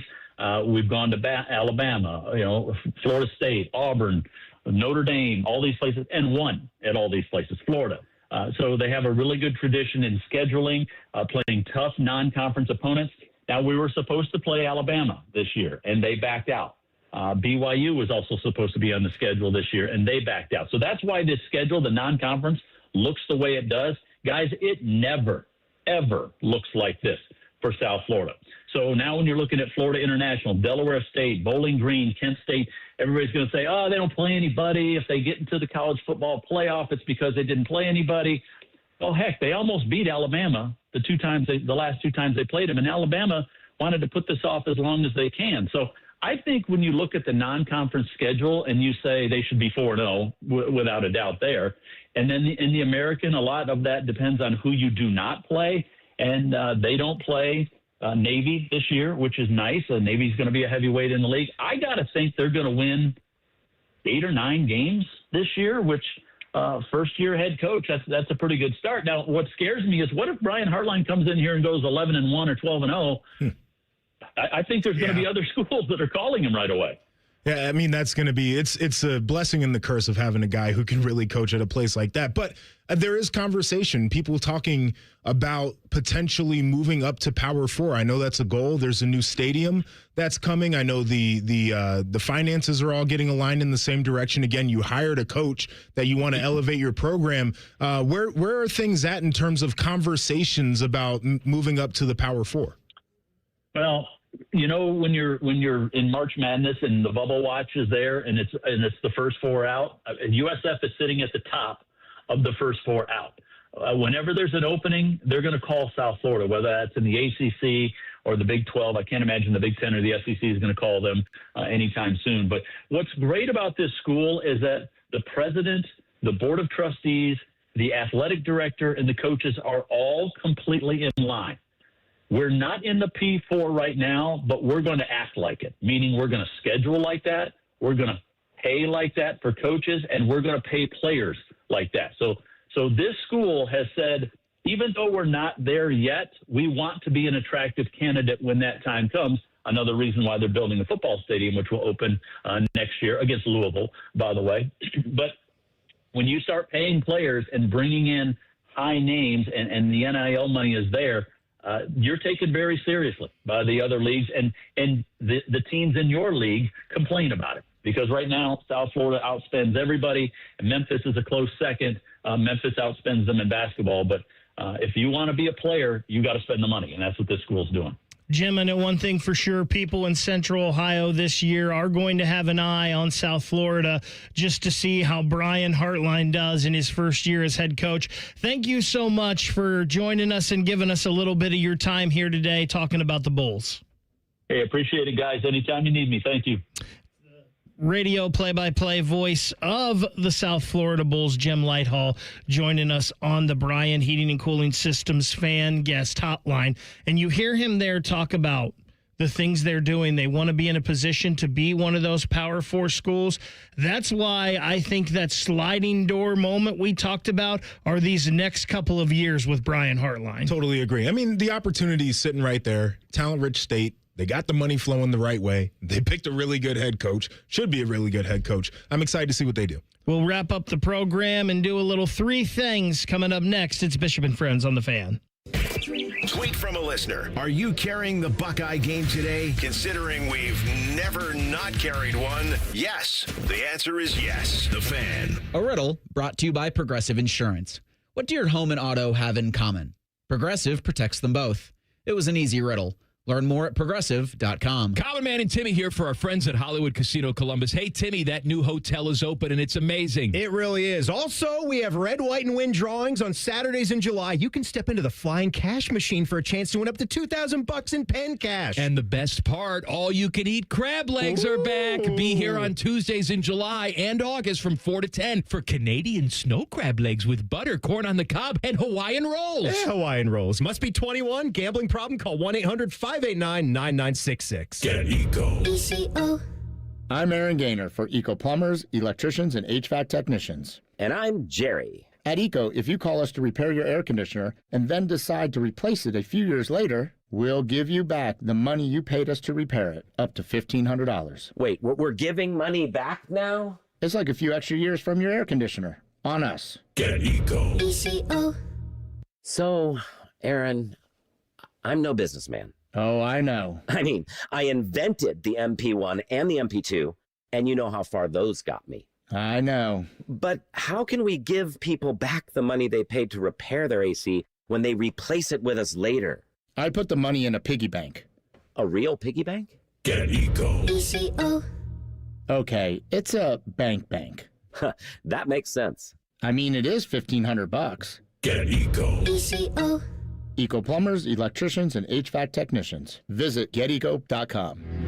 Iconic summer moments deserve an iconic drink. Reach for Mountain Dew, an American original. From its beginnings in the foothills of Tennessee to your biggest summer yet. The refreshing citrus kick of Mountain Dew is the perfect companion to your American summer adventures. Enjoy the refreshing citrus kick of Mountain Dew. Tasting great since '48. Look for Mountain Dew in stores near you at mountaindew.com. That's mountaindew.com. Hey, it's Bobby Carpenter. At Germain Toyota of Columbus, it's all about you, your drive, your style, and your budget. Stop in and see Marcello. He'll get you rolling. Germain Toyota of Columbus on the corner of I-70 and Bryce Road. Or check them out online at germaintoyota.net. McDonald's is putting value back on the menu. Whether you're craving a Big Mac, McNuggets, or sausage, egg, and cheese McGriddles, make it a meal and save. Your favorite is now your wallet's favorite, too. Extra value meals are back. For limited time, get an $8 Big Mac Extra Value Meal, complete with a medium Coke and medium fries. Promotion pricing may be lower than meal pricing. Price of participation may vary. The rings, the moment, the forever. Make it unforgettable. Join us July 24th and 25th for Diamond Seller's Wedding Weekend. Enjoy preferred bridal pricing on wedding bands and engagement rings, now up to 30% off. Visit Diamond Seller on Selma Road or at Easton Town Center. I'm John Morgan of Morgan & Morgan. Why should you hire America's largest injury law firm for your case? There's lots of reasons. Just like there's a reason millions of people called us last year in their time of need. When it comes to fighting for justice and compensation, millions of people across the country trust us to go to battle for them. We became the largest injury law firm in the world for a reason. There's only one Morgan & Morgan, for the people.com. Injured? Dial pound law. Morgan & Morgan, Ohio office located at 600 Vine Street, Cincinnati. Prior results do not guarantee a similar outcome. At Wright Pat Credit Union, we are owned by our members, not shareholders. So our only bottom line is you. What's the catch? There isn't one. I mean, I guess you have to be a member. Uh-huh. And what's that cost? Oh, there's no monthly cost. Oh, but there's a bunch of eligibility restrictions, right? No. If you live here, you can bank here. No catch. What is this? It's banking done right. Wright Pat Credit Union, federally insured by NCUA. Common Man and Timmy are inviting select jabronis to the station for pizza. Hey, that could be you. Email goodcleanboy@gmail.com and tell us why you should be chosen. Presented by Billiards Plus and sponsored by Paisano Peppers. The Fan. The Fan Poll is sponsored by JT's Pizza and Pub, home of award-winning pizza and $2 tall boys. All day, every day. If you love a good pie analogy, think of the cap as a pie, and once you take out one piece, there's less left for the next guy. Then this is the radio show for you. You're listening to Bishop and Friends. The Daily Fan Poll today, sponsored by JT's Pizza and Pub. Man, JT's Pizza actually sounds good right now. Will the ACC still exist in 10 years? 69.4% of the votes saying no, 30.6% saying yes. I'm sure the name will exist, like the Pac-12. Now, the conference as we know it, I'm not so sure about that. I think the conference will still exist. I think a lot of the conferences, except for maybe the Big Ten and the SEC, will look different. I hope somewhere along the lines here we get a reverse course in football, and I actually hope football breaks off on its own, but I hope we go back to a more regionality of this. I agree. These are the 64 teams we're going to have that can play for the main national college football, and we go back to the regionality of everything, where I don't know what the number is. Say you have 15 in each conference or whatever, and you play 9 games within your pod, 1 game from another pod, and then you can play 2 cupcake warm-up type games. But I miss the regionality. I do too. If we could take it back to the early 2000s and just have conferences that look like that, I'd be perfectly fine. I think Ryan Baker is going to be the next commissioner, the first commissioner of college football. Ain't nobody got time for that. 1, 2, 3 things. Sponsored by Newman Roofing. For all your roofing, gutter, or siding needs, call Newman Roofing today at 614-NEW-ROOF or visit online at newmanroofing.com. First thing for me, I saw this yesterday. Rachel Robinson, the widow of Jackie Robinson, turned 104 years old yesterday, and she continues to be an inspiration for people. She founded the Jackie Robinson Foundation. She continues to do what she can for that, even at an advanced age. JP, I'm not sure I could imagine living to 74 at this point, let alone 104. That's pretty amazing. I always say 80 is my number. 104 is it's a little bit up there, but it's a beautiful thing, obviously. Legacy, impact, and then being able to see the way the world has changed in some of the ways that they were fighting early on for, I think is beautiful there. All right, my first thing, we had a fish fry yesterday at the house. It was phenomenal. I forgot to ask how it was. Dude, so we went up to Lake Erie last week, and we went walleye fishing, brought them home. It was fantastic. We had... obviously, the fried fish. I had 3 fryers going. We had French fries. I made hush puppies. We had coleslaw. It was a phenomenal day. And summer is perfect for that kind of gathering right there. I love it. My first thing is actually something that was really upsetting to me yesterday. So you ever plan your meal, like maybe dinner is the meal that I'm going to cook something. I can't wait. Mm-hmm. I'm looking forward to it. Well, I had this recipe that I was looking forward to. I was working here in the morning, left here, went home, got everything ready. It was like a teriyaki chicken casserole I was all excited about. Got it done, put it up on the stove after I take it out of the oven, and waiting for it to cool down. My wife and I are sitting in our recliners watching TV, and then I just hear this explosion. Oh, it broke. Apparently, I didn't turn off a burner. And the whole casserole dish and the whole casserole. Just now, luckily, no one was in there, so that would have been tragic. But I don't let many things bother me, or, anything that I can't control bother me. I was so mad. So that was not the way I wanted to end my day yesterday. I get it. Second thing for me, and you just talked about a fish fry.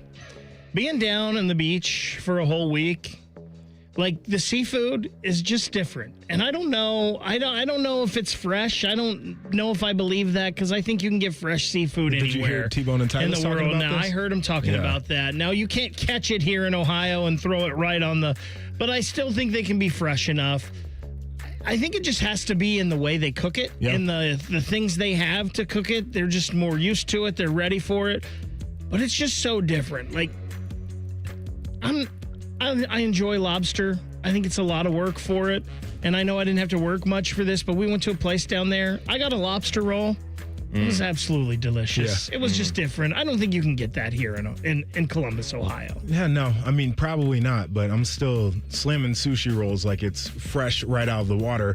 All right, my second thing, I love telling stories about the children. So James is on Monsters, Inc. right now. It's his new favorite thing. So he goes around saying rah to everybody all the time, to the point where his 11-month-old sister is now like, rah.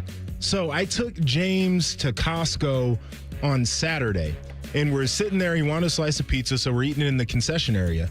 And he looks over at this older woman and starts growling at her. And she was so sweet. Shout out to her. She's like, oh, are you a lion? And he's like, no, I'm a monster. Rawr. And she's like, oh my God, you're so scary. And so I had to thank this woman on the way out. But this kid thinks he's a monster and also does not understand stranger danger right now. So we got some work to do.